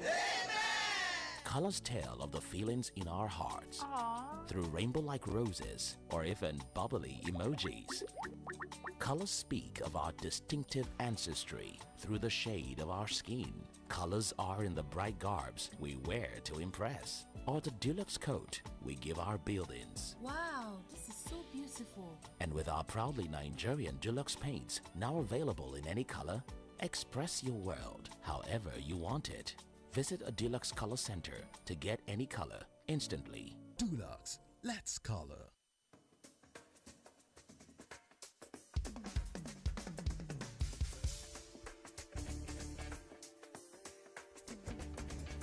"46 minutes after 9, we're at the final phase of the program for today. Let's get straight into the final story for today. Bear in mind that we're live on Facebook and YouTube, Diamond FM Ilorin on Facebook, on YouTube, I beg your pardon, at Diamond 887 FM on YouTube. You could be a part of the conversation. All you need to do is drop a comment in the comment section or send a message via WhatsApp or text to 0913 655 6864. For the final story for today, Dr. Zio, and we're going to do this real quick. Now, news broke out in the weekend of a popular musician, Seun Kuti, who assaulted a police officer. A video circulated showing the son of the popular Afro King legend, Fela Anikulapo Kuti, slapping and shoving the police officer. Now, Seun Kuti alleged that the officer threatened to kill him and his family. The Inspector General of Police ordered for the arrest of the singer, as well as full investigation into what led to the altercation. Now, just before we go into in-depth analysis, what was your reaction when you saw the video? unfortunate, and I expect Sheun by now to be behind bars. Because that's nonsense, arrant nonsense. Whatever it is, it's a law enforcement agent. He said he wants to kill you. He said it this. His word, then you take it up, threat to life. Let the law take its course. You don't leave words like that. You don't slap as a lawyer. You want to correct things. You now get physical. That's me. I don't like people getting physical because somebody says certain things to you.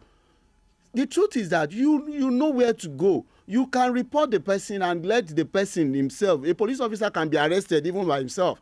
So why do you have to assault a police officer before what? No matter what, all you need to do is report the person to even to the same where the person also come from, the police station, or get your lawyer informed that this person is threatening you and your family, not assaulting. So it is really wrong.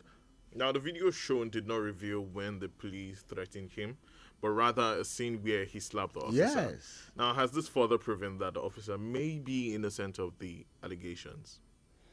Well, the video may not, since there is nothing to show that the officer actually threatened him. But what we want to look at is that the action we saw is really wrong. But the truth is that police officers too should get serious, some of them. Because the truth is that just like we are talking about education system, even policing system too, what is it that doesn't have issues in Nigeria? There are a lot of issues. So, but the truth is that no matter the issue, let us learn to do things with sanity.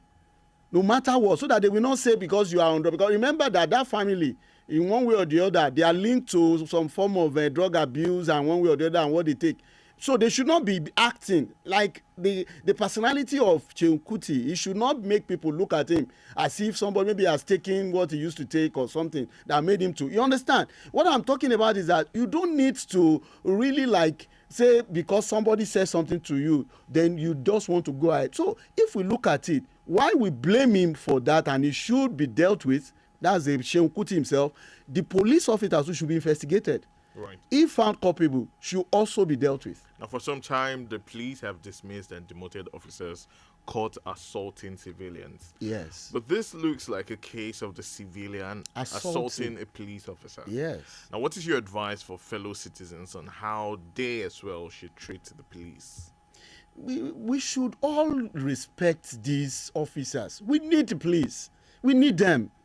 In fact, I used to tell people that no matter how bad Nigeria is, those who are still keeping us together in one way or the other, they are the police. Because if they are not there, just imagine no police station in Nigeria just for one minute. Let's say they say all police go on strike. I want to tell you, nobody will be able to do anything.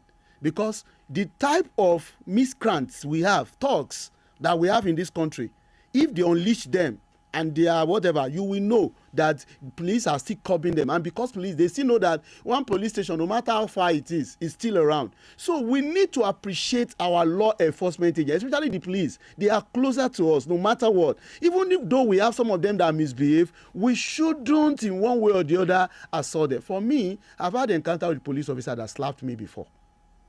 The police slapped me. In fact, I saw stars. At the end of the day, I make sure that I did not let the matter go such like that. I didn't slap back, but I make sure that the police officer is removed.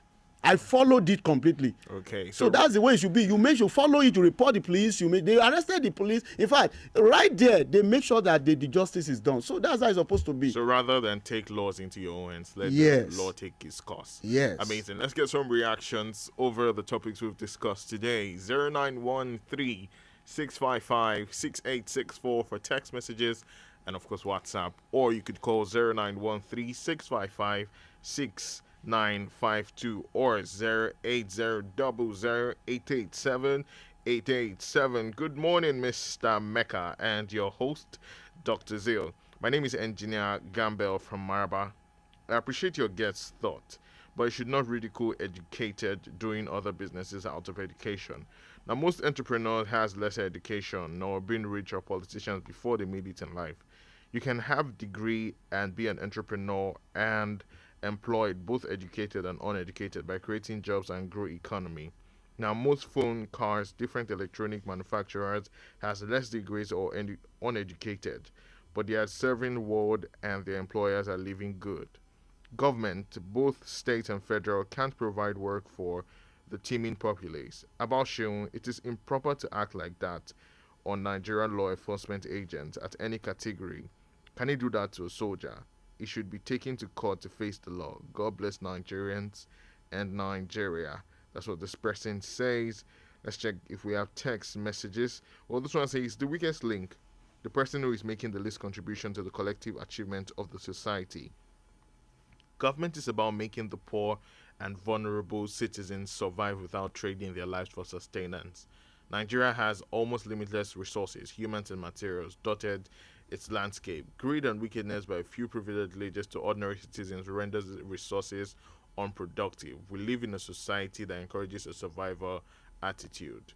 And it goes on and on. That's Caller Day from Asadam. Let's take a few calls. 0913-655-6952 or 08000-887-887. Hello, good morning. Good morning. Good morning. Name and location. My name is Mohamed Alabi from Garage Offa. Good morning, Mr. Mohammed. Go on. Our guest a lot. He is a general, but what I disagree with him, no matter you are a professor, a higher degree holder, find a clean means of livelihood. If a degree holder could be riding Okada and live a very fine life, it's good. If a degree holder can be a shoe shiner, as the Brazilian president was the Lula, he was once a shoe shiner, a shoe cleaner, and he became a president. Goodbye. Bye-bye. All right. Thank you so much, Mr. Mohammed. Short and precise. Really appreciate you. Hello. Good morning. Good morning. How's it going? Very well. Good morning. Your name again, sorry? Tai. All right. Good morning, Mr. Tai. Go on in 30 seconds, please. Based on what Allah said about the law enforcement. Right. I said it too. No. On that, what is his name? Allah Kuti already. Sheung Kuti. Just to stake on him. Just to be taking on him because he respects the law. So you need to deal with him. We hear you. Thank you so much for your contribution. 08000-887-887. Hello, good morning. Hello, good morning. Good morning. Final caller for today. What's your name? This is Ola from Police Road. All right, Ola. In 30 seconds, please. People don't understand what Dr. This is trying to say. It's not saying it's not good to finish school and do all that. It's talking about the situation in Nigeria. That's my own take. All right. Thank you so much.